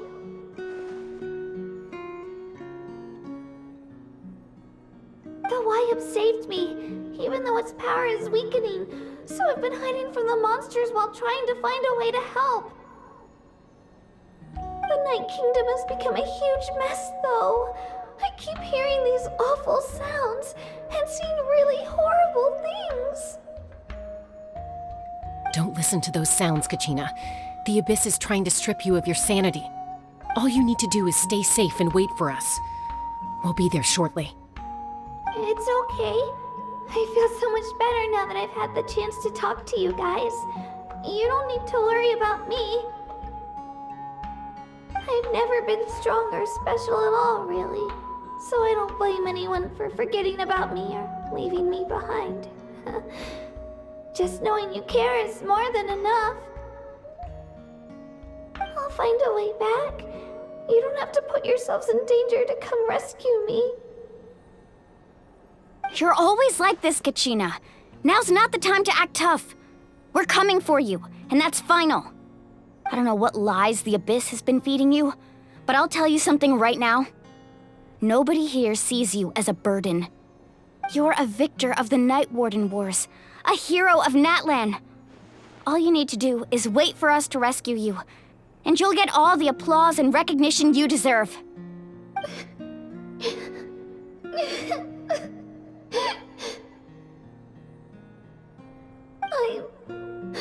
I'm really scared. Everything's so dark and creepy here. And I want to go home. Still, I don't want you to put yourselves in danger because of me. I don't want to hold anyone back ever again. All you need to do is place your trust in us, just like you always have. No one fights alone. We're not leaving you behind. Not ever. Yeah, we're so close, we can't call it quits now! Thank you. Be careful. Looks like we've lost contact. Now comes the most dangerous part. You have to traverse the Night Kingdom in your physical form. This entrance to the Night Kingdom was left behind after an abyssal invasion. Even a brief amount of time inside could expose you to corrosion. I know. I'm prepared for that possibility. All right, then I wish you all the best. I'll tell Koichi to be ready just in case. She's very experienced in dealing with abyssal corruption. That face you just made. Don't tell me you two got into another argument.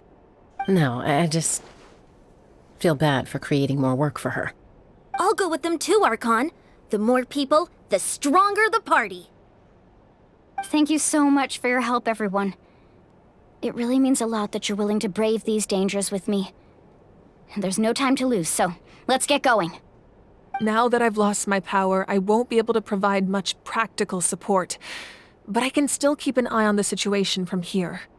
Eon-san, I know it's unlikely, but if you encounter a situation you can't handle... That won't happen. I hope not.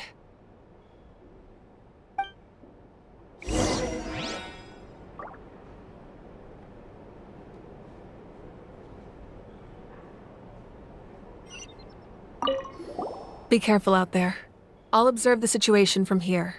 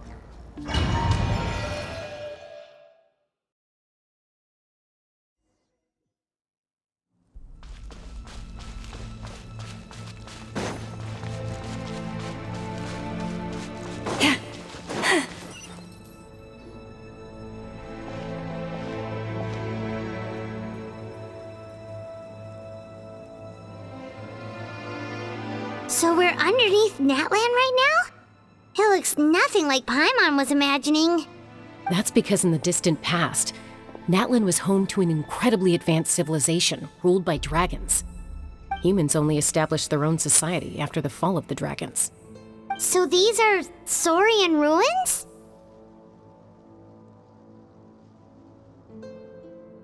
Wait, you mean like the elemental sovereigns? They had their own advanced civilization? Yes, a really long time ago. Very few records have survived until now, so no one really knows what the devices here are for. These ruins have been abandoned for a long time, but with the recent increase in Abyss activity, the installations around here have somehow been activated again. So what you're saying is, we're not in for an easy trip to the Night Kingdom. No, it's going to be obstacle after obstacle from here on out.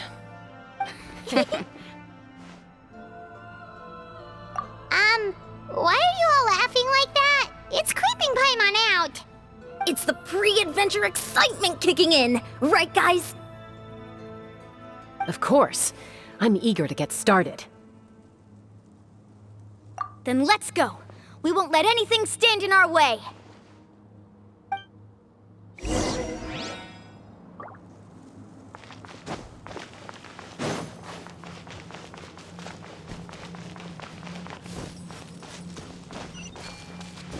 Seems like the road ends here. How should we get across?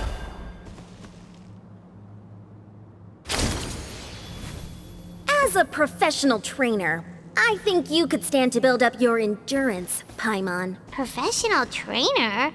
Paimon thought you were a warrior from the Collective of Planning. Well, that goes without saying. But I actually work as a sports coach. I provide professional guidance for many of Natlan's popular sports. And I don't just mean physical training. I design nutrition plans as well. Ah, so basically no sugar, no soft drinks, no grilled meat. Yeah, we'll be here all day if you list them out one by one. It's much faster to just focus on what's good for you. Such as? Vegetable juice. Want some? You know, Ian-san, Paimon feels like the two of us might not see eye to eye.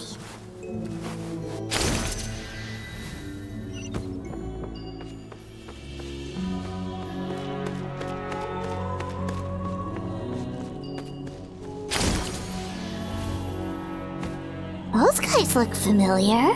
We've fought them before. Let's go. Show no mercy.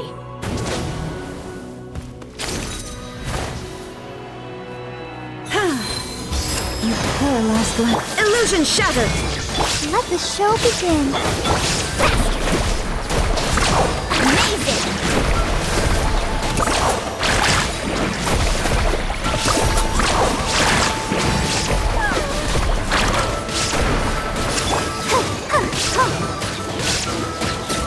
Leave this place.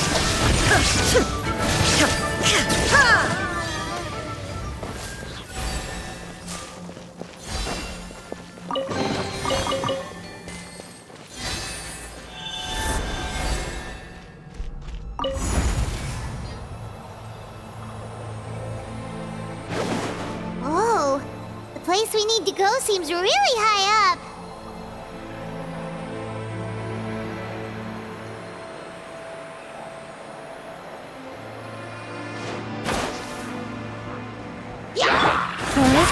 Shine down!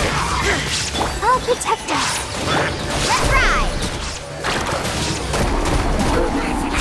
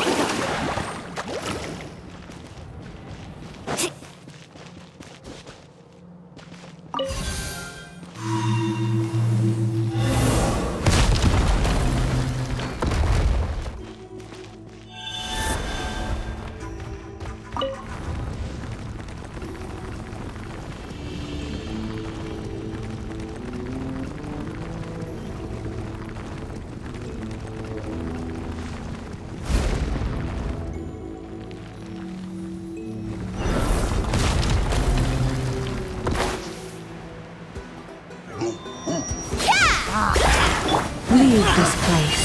By the frost moon of old.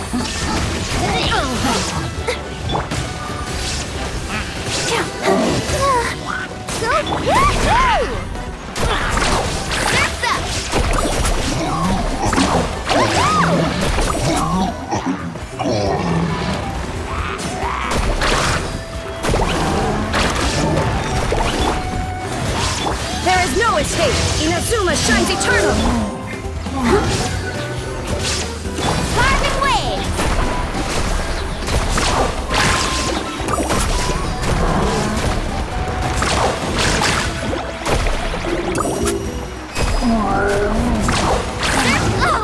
Chill out! Let's dance!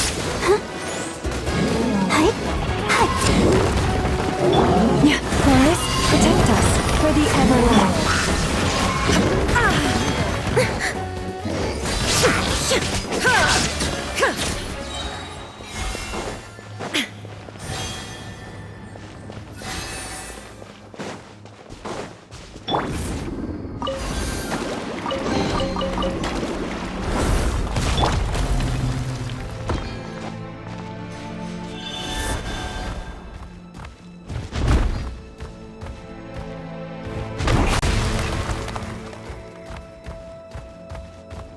This is the final stretch. We just need to climb up, and we'll be there. Nothing to it. Easy for you to say.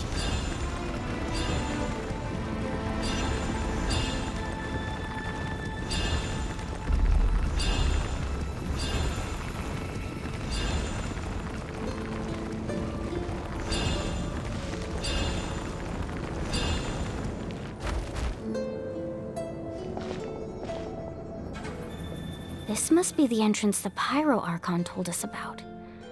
The one ripped open by the Abyss. Yes.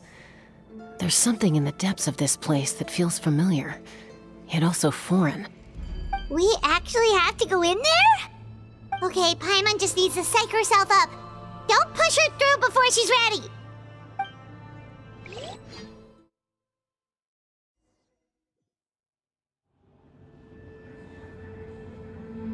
Hey! You don't have to drag Paimon! You're pulling too hard!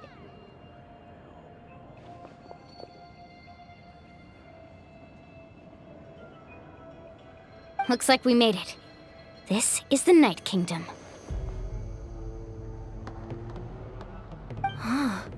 It looks so different from what I imagined in the stories. That overflow of energy is probably what trapped Kachina here in the first place. From this point forward, everything we know about the real world no longer applies. Anything can happen here. Paimon's more worried about how we're gonna make it out. We obviously can't go back the way we came. Do you see that patch of light on the ground? It's shining down from that fissure in the sky. Oh yeah, right in front of us. So that's coming from up there? Oh, it's so high up. Did we really fall that far down? Just like I said, our real-world knowledge doesn't apply here. We fell all this way, yet came out completely unscathed. If this was the real world, we'd have to climb our way back up to the entrance. But here, all we have to do is stand underneath the light and offer a prayer. That's it?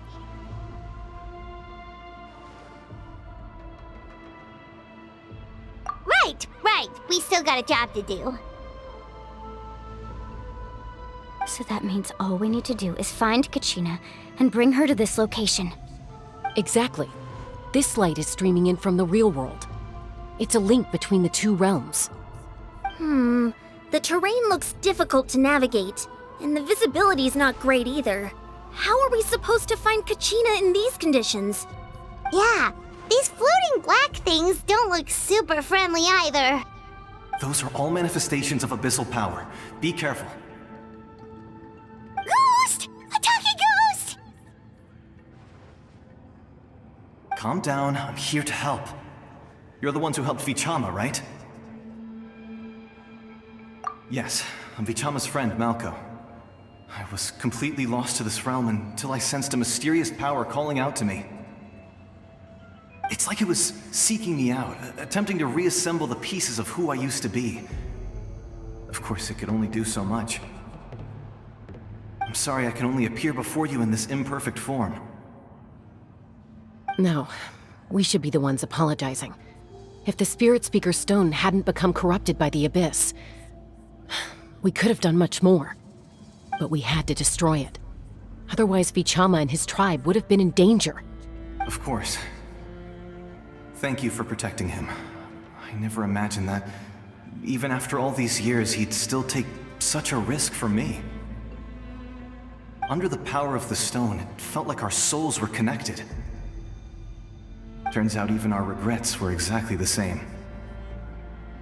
Whether in triumph or death, you want your best friend by your side. Exactly. That may not be in the cards for us, but it's not too late for you. You're looking for a young girl from the Children of Echoes, right? She's being chased by an embodiment of abyssal power.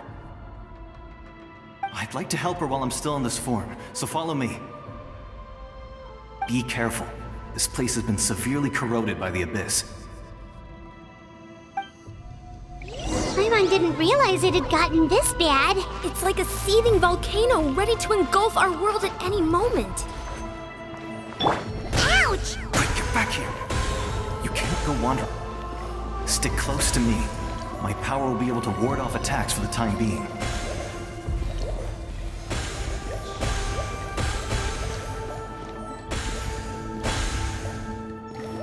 We won't be able to keep this up. Let's try another route. This way.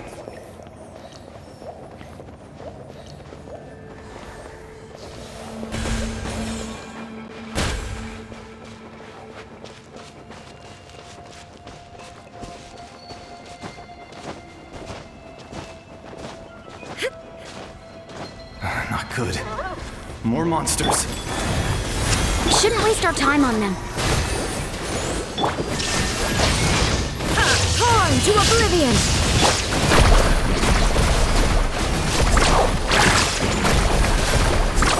Amazing!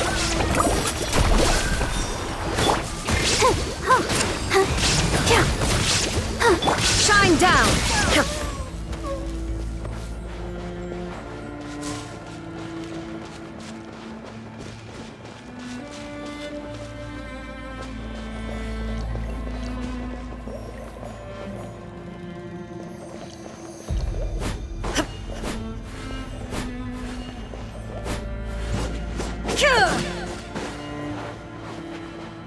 Oh, Paimon can't see anything! It's easy to get lost here. Just stick close.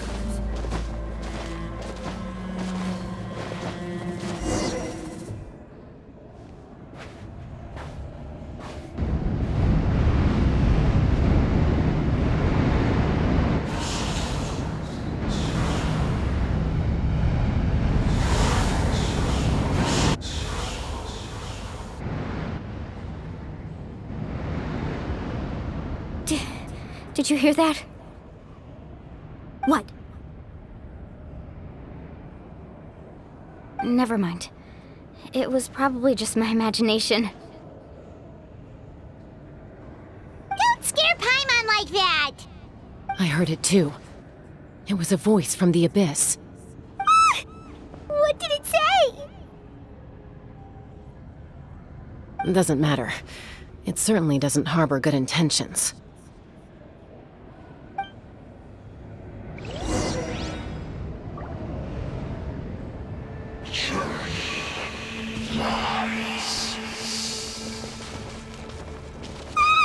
Paimon just heard it too! Let's keep going. Paimon wants to get out of this place!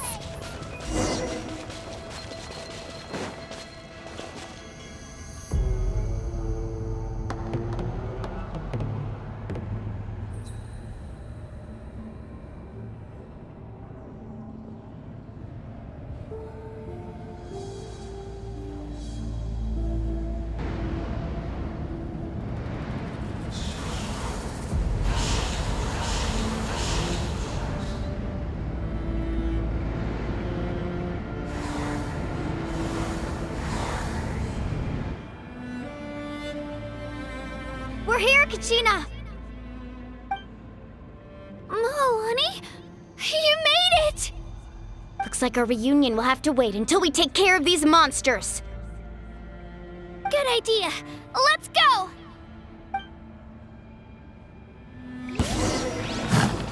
Forest, protect them. Illusion shattered!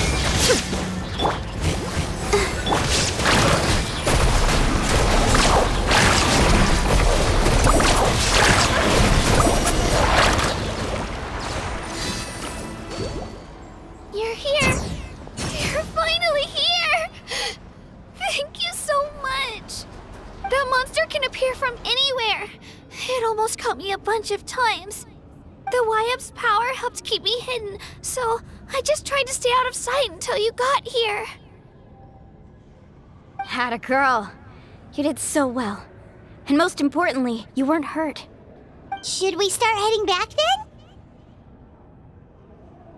Actually, I have a request. Will you come visit the Wyab with me? I can't exactly put it into words, but something's wrong with the Ode of Resurrection. And I know it has something to do with the contamination from the Abyss. That was the Pyro Archon's theory as well. Everything we've seen here certainly seems to back it up. In the Night Kingdom, there are 6 main totem poles representing the Wyab of each tribe. You can think of them like the body of each Wyab. Additional totem poles, like the ones around here, serve as proxies to which the Wyab can extend their consciousness. There are countless proxies scattered around the Night Kingdom. Through them, the Wyab can extend their consciousness over the entire realm and track down souls no matter where they roam. But if a proxy were to become severely contaminated, then a soul could become lost within the Night Kingdom. Judging by the current situation, I don't think we're dealing with just one contaminated proxy. Even if we could drive back the abyssal power from one of them, that probably wouldn't even put a dent in the problem. Still, we can't just leave the Wyab to suffer. It's protected me this whole time. I agree. We might even manage to draw out the monster that's been hunting Kachina. Getting rid of the monster might slow down the deterioration of the Night Kingdom.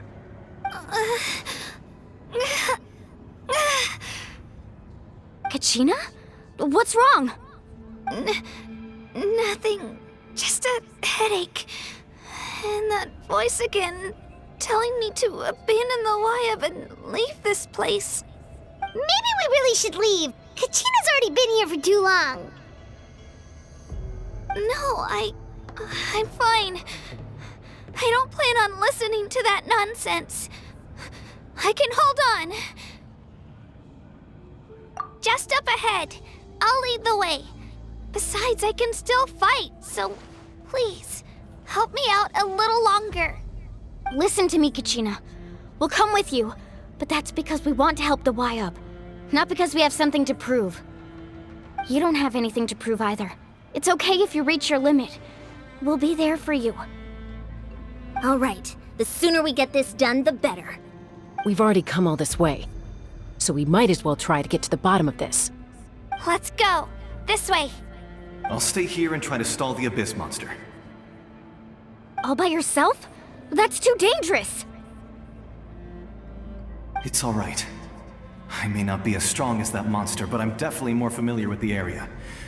Besides, I don't have much time left. If you're anything like my friend, I'm sure you're not particularly fond of goodbyes. So go. Achieve your goal, and return to the world where you belong. Thank you for everything. You're a true hero. Thank you. No one fights alone.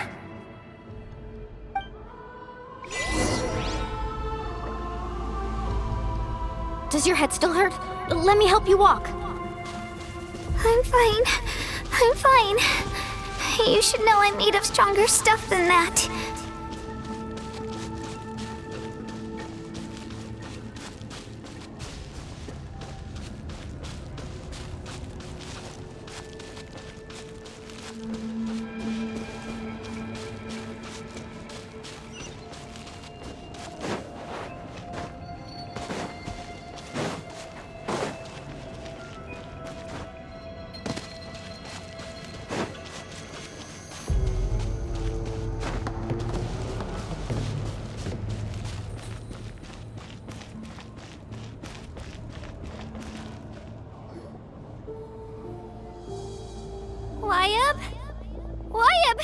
I'm back! My friends and I are here to heal you. Wyab, can you hear me? Wyab?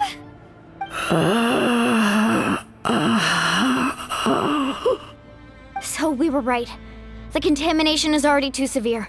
It's preventing the Wyab from answering our calls. All right, get ready, everyone. Time to purge the abyssal energy from this place. Careful. We've got company. Already? You really think that puny soul could slow me down? Courage in the face of futility is pure folly. He tried to get in my way, so I disposed of him. You killed Malco? He would have dispersed with or without me. Rather than worrying about him, I would urge you to focus on yourself. You may have defeated others of my kind in the past, but underestimate me now, and it will be to your peril. No, the power of the Abyss is intoxicating. The destruction it seeks captivates like a masterful work of art. I strive only for the opportunity to see it up close. I thought this naive little girl was an exception, but it turns out humanity is full of lambs willing to offer themselves up to the slaughter. That is the tragedy of your short lives. You understand nothing of all-encompassing power. Ancient names, pride, friendship, all empty ideas invented to give you a false sense of self-worth. They possess no power at all. The Pyro Archon created those grandiose ideals out of pure selfishness. Anything to avoid sharing power. Anything to avoid handing over the primordial gift to ordinary people like you. Don't believe me? Then ask yourself, why is the Pyro Archon strong beyond measure, while you, Kachina, remain so pathetically weak?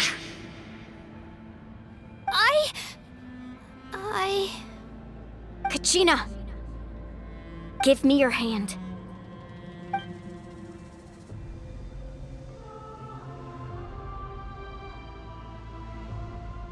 Feel that? I'm right here next to you. Thanks, Moalani. You're right. I have nothing to fear. Because I'm not alone anymore. You're right. Maybe comforting ideals don't have any power. But you also couldn't be more wrong. You've never had to work for your own strength, so you will never understand the true source of our power. What? The courage we have to stand before you and not back down? It comes from our friendship. The power lies not in the ideal itself, but in our commitment to upholding that ideal, and in our decision to stand together and fight! Well said! Let's go, Kachina. It shouldn't take more than two of us to handle an enemy like this. Sorry in advance, but you deserve what's coming to you! There aren't many in Natlan who can beat us when we're together. It's time he got a taste of that kind of power. From the ashes, let the flames of redemption Action at the flames! Whoosh! hear the inferno! Let's go, Swirly! Drilling down! Eruption begins! The power of flame compels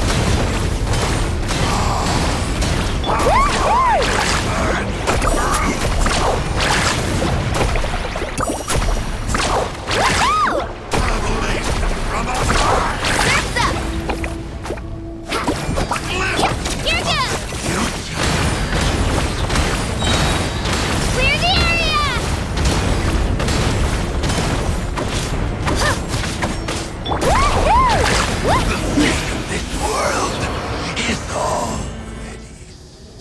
won! We actually won!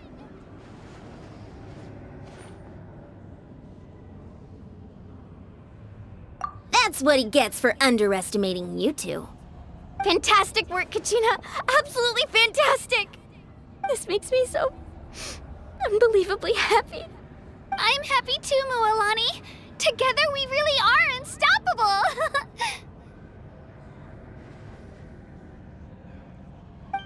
Huh? What's happening?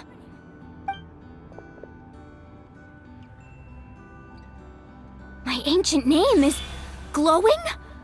But I thought I didn't bring it with me. It's probably a projection from the real world, but that doesn't explain why it's glowing all of a sudden. Wait, does that mean you're...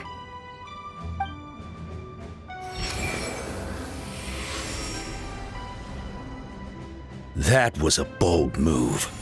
Diving headfirst into the fire to save your friend, especially in a place so overrun with abyssal corruption. Still, seeing you pull it off was really something. Everything you said was exactly right. As isolated individuals, we stand no chance against the power of the Abyss. It took years' worth of scars and lots of unnecessary suffering for me to understand that for myself. The Pyro Archon's plan will unite us as one. Everyone has a part to play. Only then will we have the power to defeat the strongest of foes. Who are you? Tupac, a warrior from the people of the Springs. I fought against the Abyss during the invasion 500 years ago. I've heard that name before. You were the giant who saved all of Natlan. Since you were able to awaken my words from your ancient name, that means you have fully embodied the aspirations of the Wayab.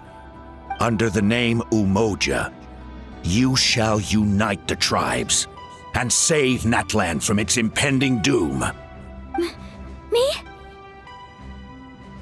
As long as blood still runs through your veins, even the tiniest spark of steel against stone can ignite a flame. Its blaze will become one with the gaze of all Natlan. Even amid everlasting darkness, our bonds remain eternal.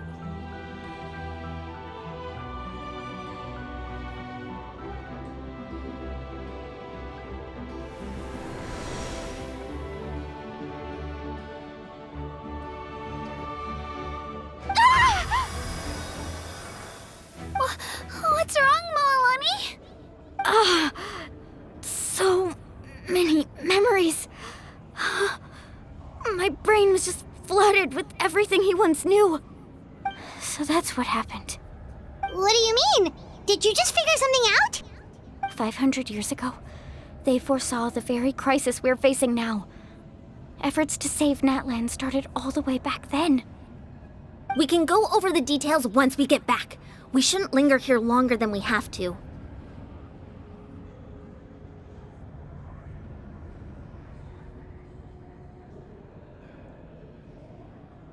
I know bits and pieces, but I had no idea Mualani was also part of the plan. This sounds like something that's going to need a lot of explaining. Let's focus on saving the Wayab first.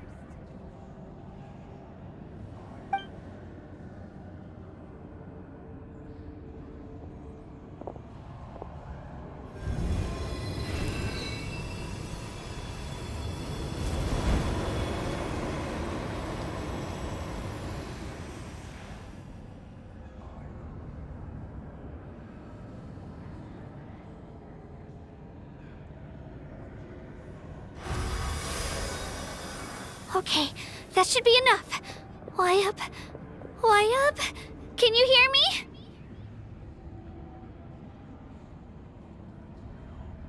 I hear your voice, Kachina. My dear child. Great. Well then, I'm afraid it's time to say goodbye. I just wanted to make sure you were okay before we leave, but we can't afford to stay here any longer. I was going to ask why you bestowed an ancient name upon someone like me, but it's okay. I'll keep searching within myself for the answer. I'll never stop trying to improve my strength. One day, I'll live up to the hero you saw in me. You are already an outstanding child in my eyes, Kachina. No matter what happens. Huh? You are all my most beloved children. It has always been my honor to protect and nurture you. Your ancient name is just that, a name. Much like your parents chose to name you Kachina, I also gave you a name, but it need not define you. Focus on who you want to be. You are already worthy of your name. Now, you need only devote yourself to becoming a better you. The story of your ancient name is for you to continue. Just like your parents, my love for you will never change, no matter what the future holds.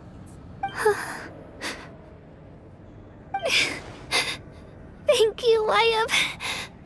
It gladdens me to see the Pyro Archon's plan move another step towards completion. But it's time for you to leave this place. The situation here is getting worse. Go now, my children. Save Natlan on behalf of all you hold dear. I know we've never met before, Wyatt, but I just wanted to say thank you for encouraging Kachina.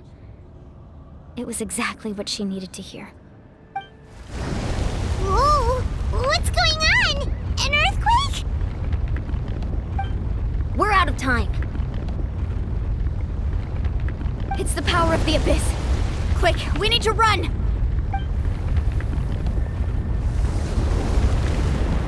It's a Sealy! The Sealy opened the way for us!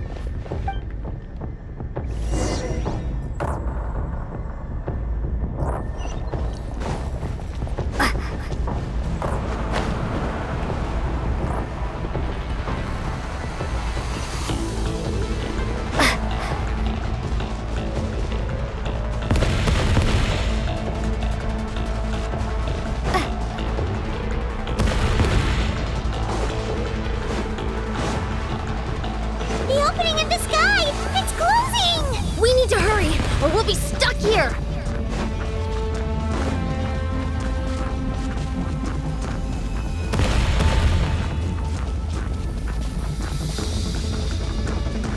Watch out for the falling rocks! Quick, through the middle!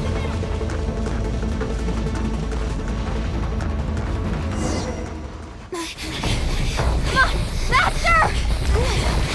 We'll never make it!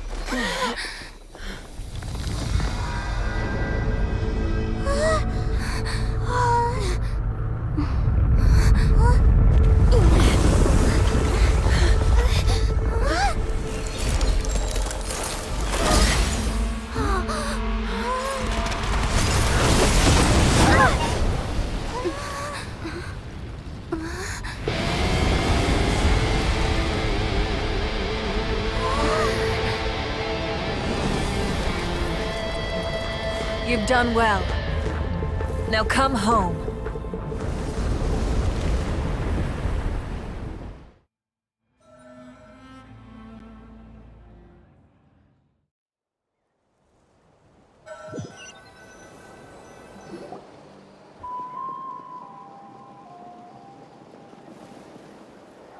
We're back! The Pyro Archon saved us. But she's not here. Yeah, didn't she say she used it all up? She's still in the speaker's chamber. What we saw in the Night Kingdom was just her consciousness. So you're saying her consciousness did all that? Every great display of power comes at a price.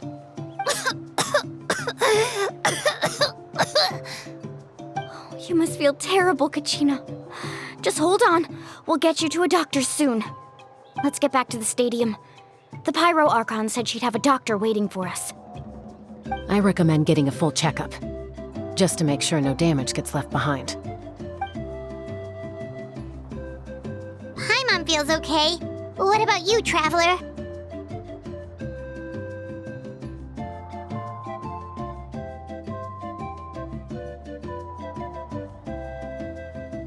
Right. You always seem to do pretty well against the Abyss. Let's get going. We need to share what we learned in the Night Kingdom as well. Right. The Wyatt mentioned something about the Pyro Archon's plan. What is it exactly? I'll let her explain everything. We're all a part of the plan now. Every move we make from here on out will decide Natlan's ultimate fate.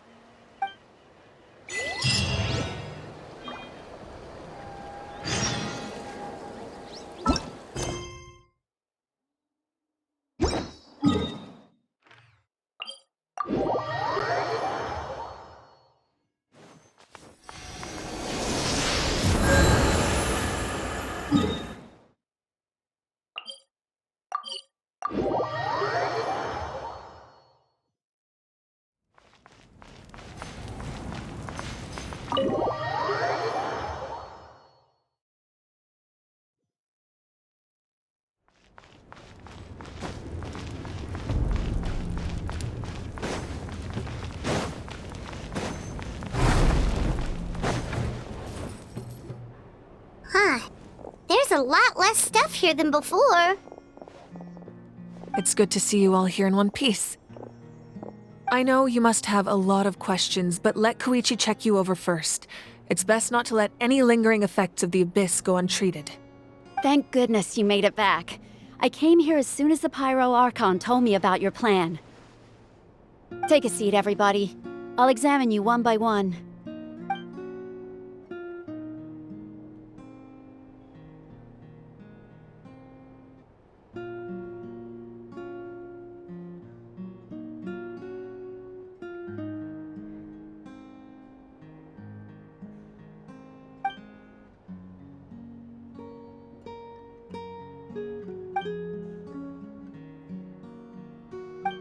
All right, that should do it for now. But just to be safe, I'll perform another checkup in a couple of days. I have to say, though, I've never seen anyone react to the Abyss like you, Traveler. It's like you're completely immune to its power. She's always been special like that. She can even purify its power. Wait, now that you mention it, Paimon doesn't think she's affected either. Given the current situation, that ability will likely play a great role in the events to come. Of course. I still have patients to see, so I'll head out. Thank you, Koichi. All right. We might not see eye to eye, but we both had good intentions. Just give it time. I'm sure we'll figure things out between us one day. Yeah.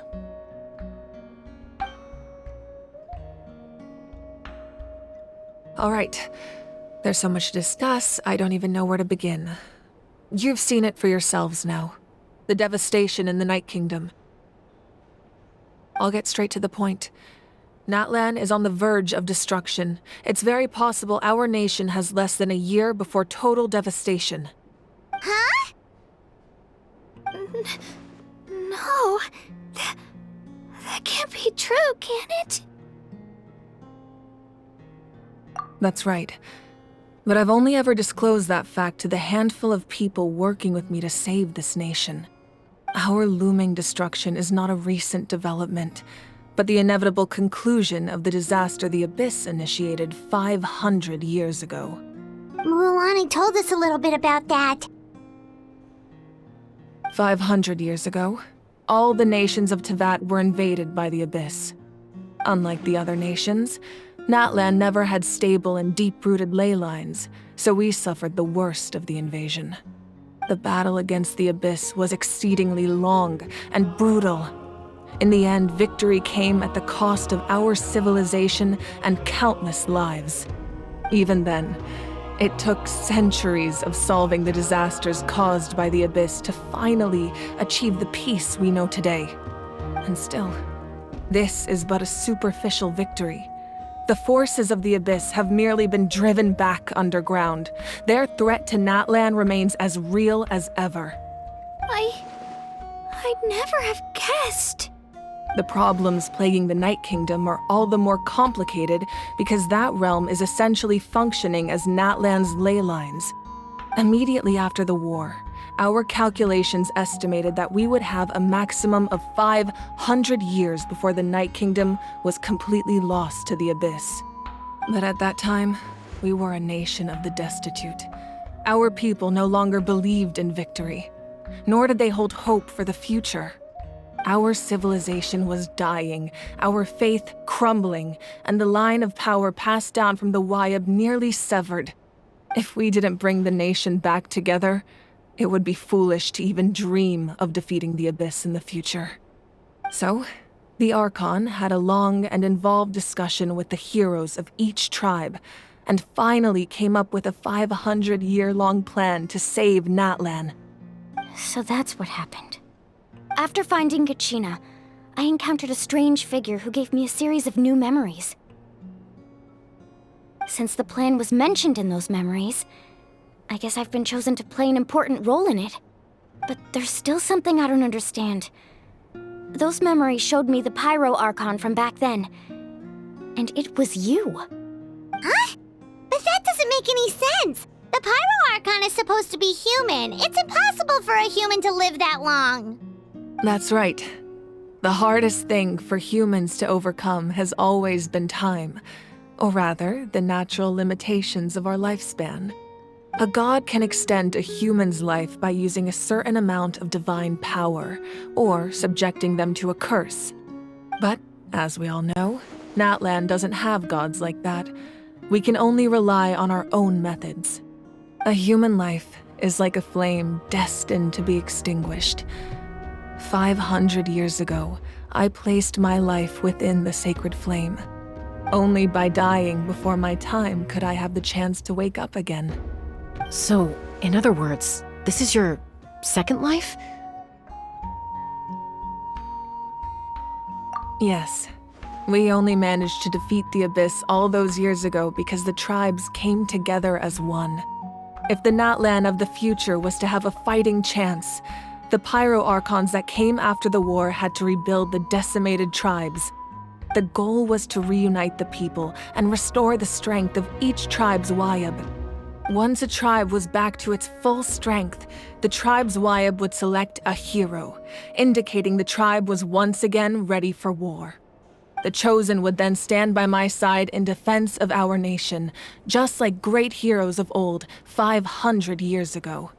So that means I'm one of the Chosen? That's right. You bear the ancient name Umoja, the same one held by the hero from your tribe 500 years ago. It means unity. After your adventure in the Night Kingdom, I trust you've come to fully understand the meaning of that name. So in other words, you always knew who the Wayab were going to pick from each tribe? Yes. According to the plan, each tribe was supposed to have been fully restored by the time I awoke. But something went wrong along the way. The 6 heroes successfully inherited the ancient names from 500 years ago, but the intel regarding the plan wasn't passed on to them. Once again, it comes down to the deterioration of the Night Kingdom. Communication between the Sacred Flame and the Wayab has been blocked. Just like how the Ode of Resurrection failed to bring Kachina back. Exactly. It's just another tactic the Abyss is using against us. The Abyss may not possess intelligence, but its methods certainly aren't easy to counter. If we want to unblock that information from being passed on, my presence alone isn't enough. The ancient name-bearer must establish a greater connection to their name. So, I've tried my best to help them from the sidelines. Currently, Shilonen of the Children of Echoes, Kinich of the Scions of the Canopy, and Iansan of the Collective of Plenty have all been acknowledged by their names. During your adventure, you too earned the acknowledgement of your Wayab Mualani. In the process, you gained the memories stored within your name. But we have less than a year! Yes, but we have no choice. We cannot start the plan until all the heroes have been gathered. That's also why I haven't been able to take action despite the urgency of the situation. But if you knew this whole time, why didn't you just tell me about my role in all this? Wouldn't that make everything go a lot faster? Perhaps, but the opposite could also be true. Knowing your destiny too early could mean failing to realize your full potential. Just like your determination to save Kachina, I hope your commitment to this endeavor comes from your own strength of will, rather than a sense of obligation. So I suppose you're not going to tell us who the final 2 heroes are then? That's right. Their time is yet to come. Putting pressure on them beforehand will only hinder their development.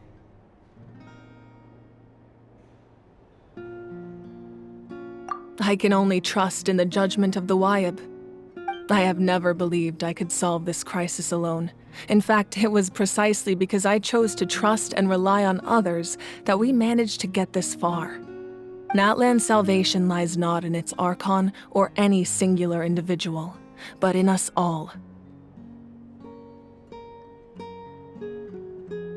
You're quite perceptive, aren't you? I thought I might get away with avoiding the topic. Huh? Oh, right! All of the stuff you stored here before, where did it all go? Even though I sacrificed my power, I still needed a contingency plan to ensure you would make it back from the Night Kingdom. After all, I was the one who allowed you to take that risk, and Mualani has an important role to play in my plan. In addition to their sentimental value, the items I stored here held a much more important purpose: fuel. Fuel? So back then, that's why you... Yes. The stories embodied by those items are certainly important, but there's an even more significant trait they all share. Every item belonged to a hero of Natlan. Over time, they became imbued with a certain amount of contending fire from being carried in battle. On their own, each item's power is limited, but together, their combined effect can prove quite useful in a dire situation. By burning those items, I was able to activate the contending fire stored within them to open the boundary between the 2 worlds. It was a rather crude approach, so all their power was depleted in an instant, as you can see. But weren't they all precious treasures? What about their stories? That's exactly why I dragged you all here. No matter what, I never wanted the Pyro Archon to have to use that power. Oh, I'm so sorry. You have nothing to be sorry for. You all deserve my thanks, actually. If you hadn't saved the totem pole, that area of the Night Kingdom would have been forever lost to the Abyss. And then, it would only be a matter of time before the Children of Echoes was met with disaster. Besides, when those heroes entrusted their belongings to me, or the Pyro Archon of their time, it was out of a desire to contribute to Natlan's survival. If they knew those items helped save the present-day heroes of Natlan, they would not mourn their loss. Even when you put it that way, I still feel bad. There's no need. Remember what I told you about time? The people and the events of the past are never truly lost to us. We simply carry them with us in a different form. In that sense, we didn't lose anything at all. If you still have regrets, let them fuel your resolve in the battles to come. Your deeds will become new legends and nurture new forms of power just like the items once stored here. Well, we'd still like to return the favor. Well, if that's the case, just treat me to a drink sometime. Now that Kachina has returned, we can finally hold the victory feast and celebrate your team's triumph in the Night Warden Wars. And we could all use the rest, that's for sure. Plus, you'll be able to silence everyone who doubted you once and for all, Kachina. Still, now that I know the danger we're facing, having a victory feast doesn't feel right. Try not to let it get to you. It's important to stay calm. Worrying about it will only affect your judgment. All right. You should head out. I'll join you in a bit.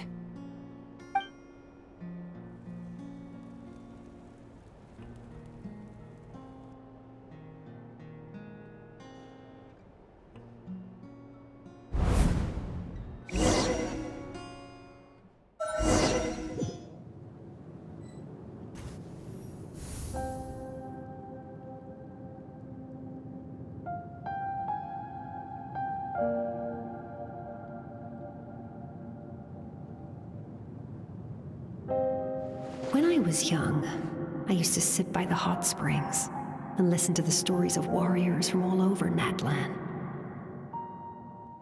They attract people from all walks of life. Friends come easy here, no matter what tribe you're from. The people of the springs have never claimed the hot springs as their own private property. They are there to bring all hot spring buddies together. It's been really nice, seeing the children of my tribe get older. It's helped me gradually understand the true value of the springs. I've witnessed their energy, their determination, their absolute passion for life. Even when they cause trouble, I never managed to hold on to my anger for long. It's unbelievable how quickly they worm their way back into my good graces. I'm certain Mualani will become a great warrior when she grows up. She possesses infinite potential. I can see it. One day, when I'm no longer in fighting form, I'll come here and tell stories to all the children, just like those warriors did for me. So you better get busy, Pyro Archon, or I'll end up running out of stories.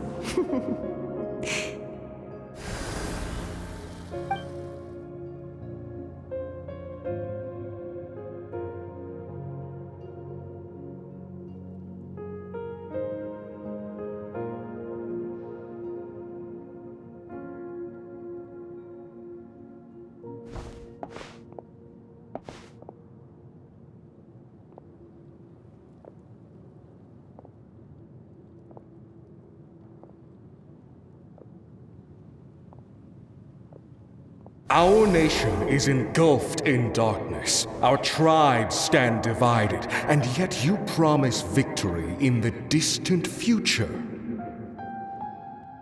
The Abyss is a cunning enemy, one that I faced in battle many times. Were that not the case, I would never understand exercising this degree of caution. My rage will never know absolution. Then my power will no longer aid you in victory. But you came to me because you knew you could convince me with just a single sentence. I understand your choice. The heroes of today will forge the path ahead with blood and fire. Just remember to earn us the victory we are owed. Otherwise, rest assured, I'll find a way to collect the debt. For Natlan.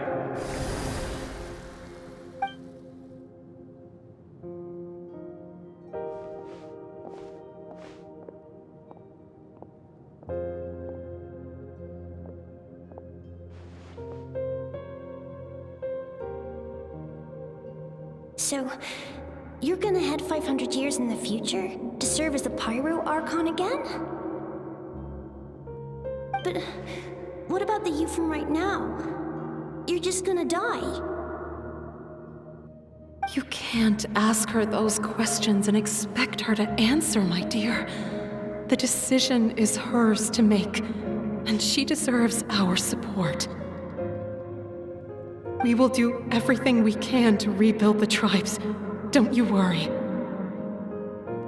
Even across time, we will all do our part to fight for Natlan's future.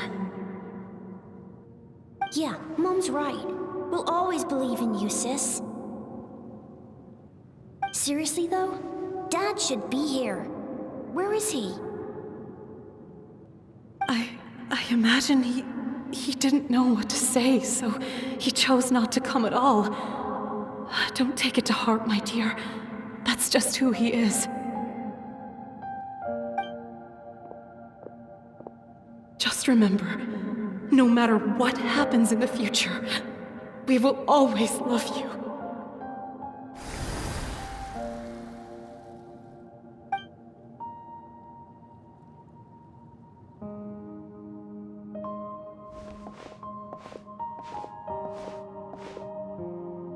I'll come find you one day. I know I can't live that long, but I'll think of something. There has to be a way for us to meet again one day. If there's an answer out there somewhere, I'm gonna find it. So, don't forget about me.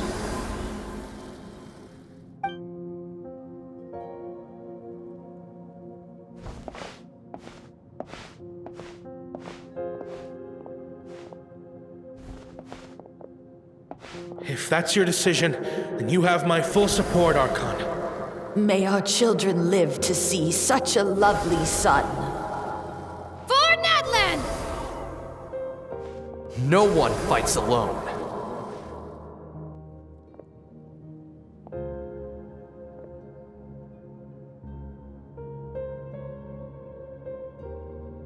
The rules are my legacy. They shall grant us the strength to overcome the next tragedy. War forged the 6 tribes, taught us how to fight, instilled in us what it means to love. Who will be the one to bring this to an end?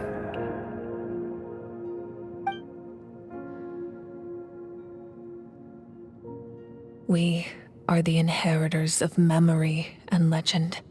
Those who grew alongside sun and wind. Those who forged our own destiny and future. That is Natlan's fire. The lifeblood of our nation.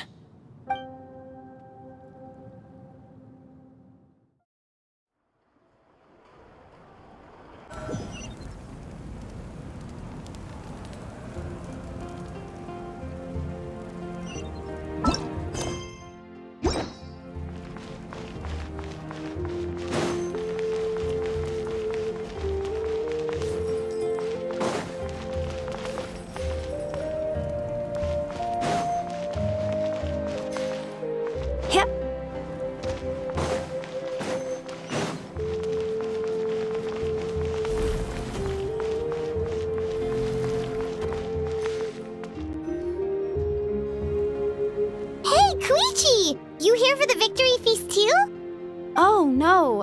I knew Chaska would be here, so I just came to deliver some medicine. I was about to leave, actually. But it's not that I don't want to celebrate Kachina and the others. I'm so glad she made it back. It's just... well, I'll make things awkward if I'm around my sister right now. Ah, well, you two had a fight, so Paimon can understand. She didn't cause any trouble during your trip, right? Yeah, she was super helpful. She gave us a lot of useful information about the Abyss. That's good. That's all I needed to know. Is there a reason you asked? You were pretty outspoken when we first met, but now it's like you're holding something back.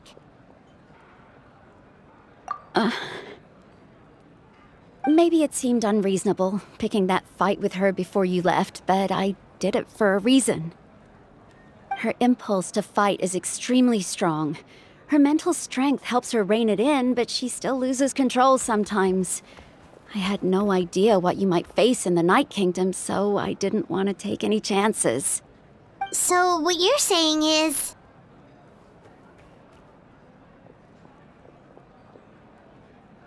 Okay, so maybe it sounds a little stupid, but it works pretty well. It helps her keep her cool for a little while, at least. Anyway, I'm just glad you were able to make it back safe and sound. That's all I wanted. But do you really have to go that far? Can't you just talk it out? No way. Chaska never opens up about her own pain, especially to her family. She can't learn about this, or it'll be even harder to help her.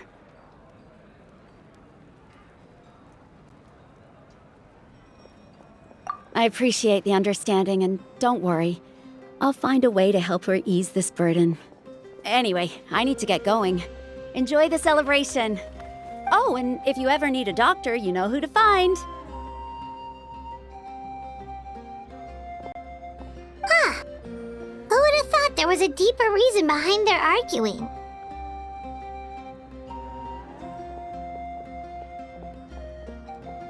In the end, it's all the Abyss's fault. Paimon's had enough of them.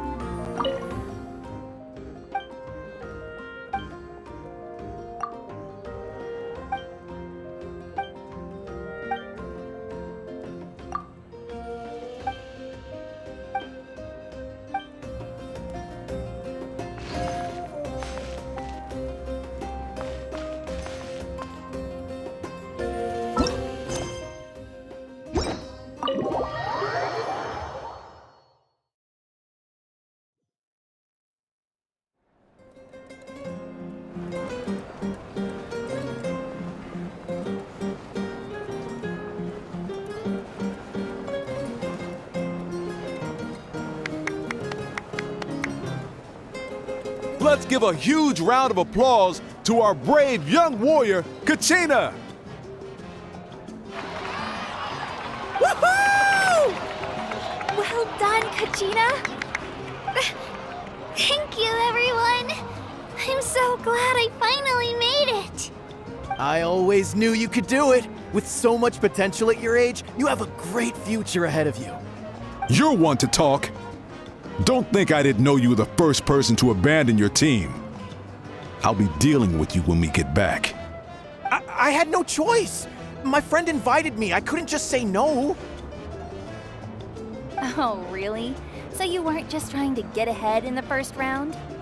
I wasn't, I swear. I just happened to find that bearer injured in the wild, so I stopped to bandage his wounds.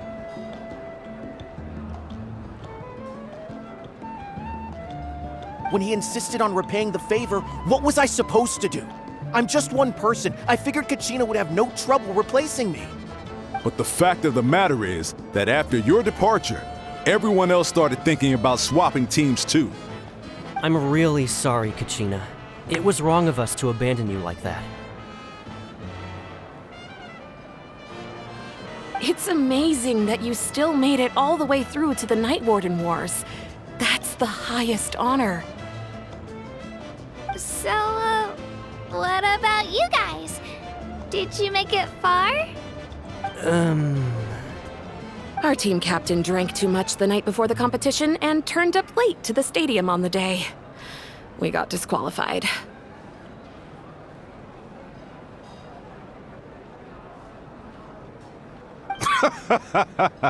Serves you all right.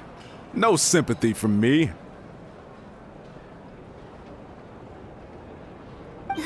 All right. There's no need to be like that, Uncle Pakal.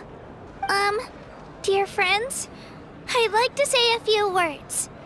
Firstly, I'm grateful to my friends and our great Archon for helping to bring me back. This traveler and her companion Paimon are some of the strongest people I've ever met. If they were allowed to participate in the pilgrimage, I have no doubt that they'd win the whole thing.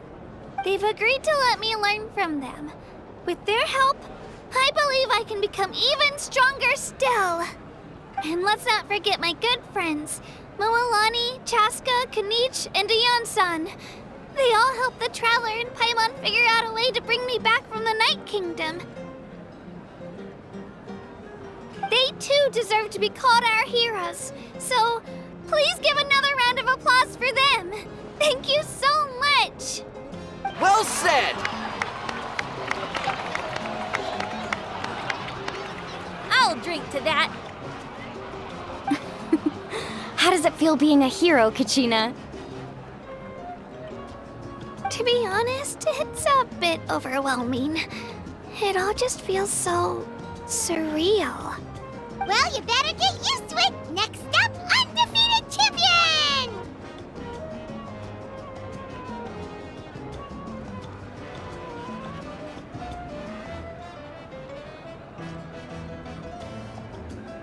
Hey, please don't make fun of me.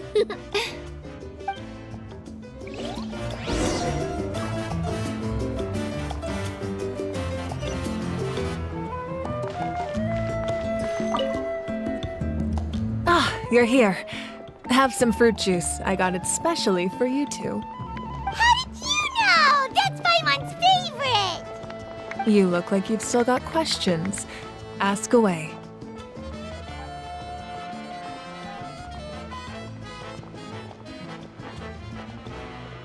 Because they had their own lives to live.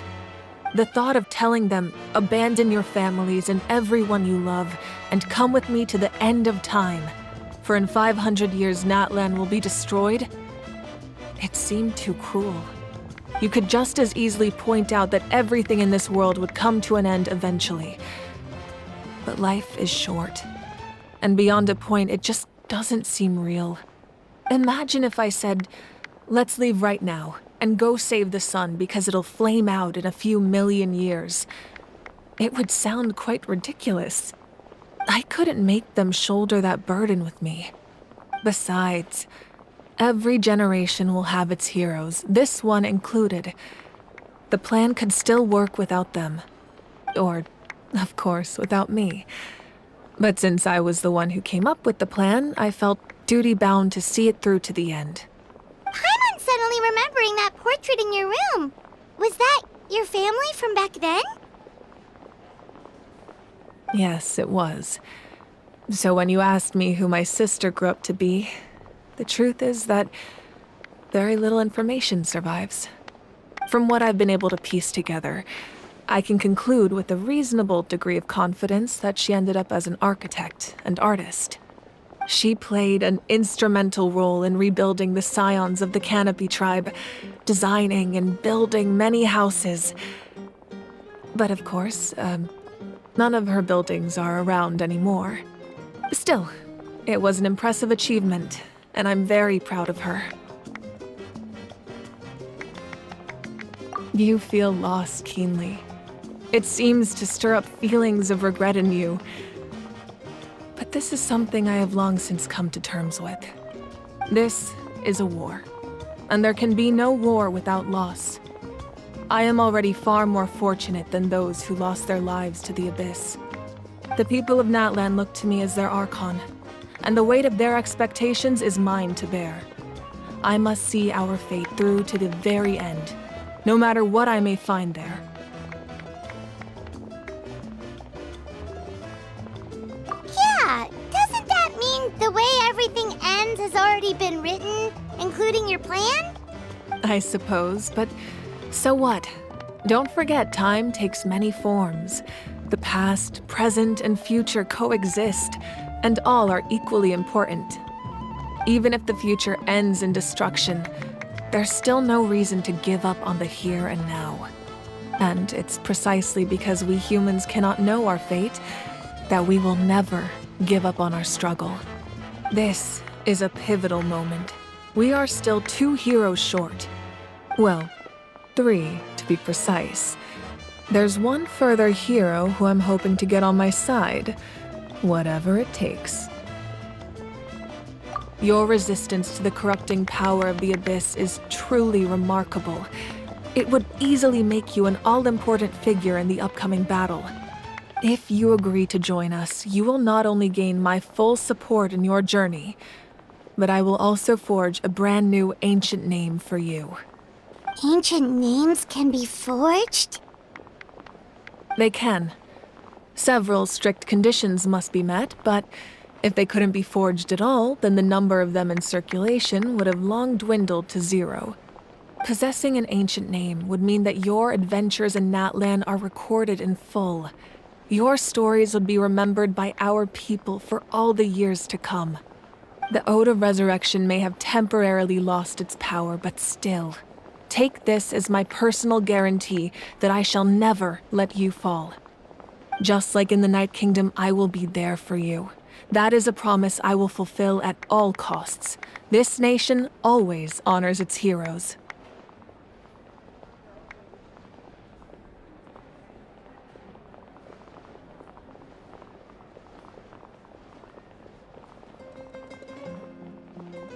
Yeah, we can't just ignore the situation here. Wonderful. Then I'll reach out to Shilonen right away. She's the one who will forge the name. We've never forged an ancient name for an Outlander before, but I trust she'll find a way.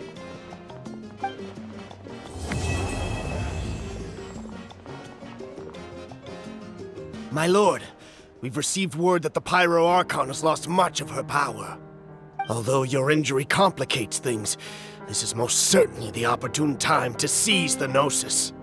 Victory and defeat are rules, not outcomes. I have never taken advantage of an opponent in a time of weakness, and I don't intend to start now. As for you, I must confess, I did not expect that little trick of yours to save the day. No matter how dense the fog, as long as the sun remains, we cannot turn day into night. She could have dispelled it. She simply chose not to. You don't have much time, and you're injured on top of that. What do you plan to do next? I'm beginning to see just how useful you may turn out to be. You heard something from here, didn't you?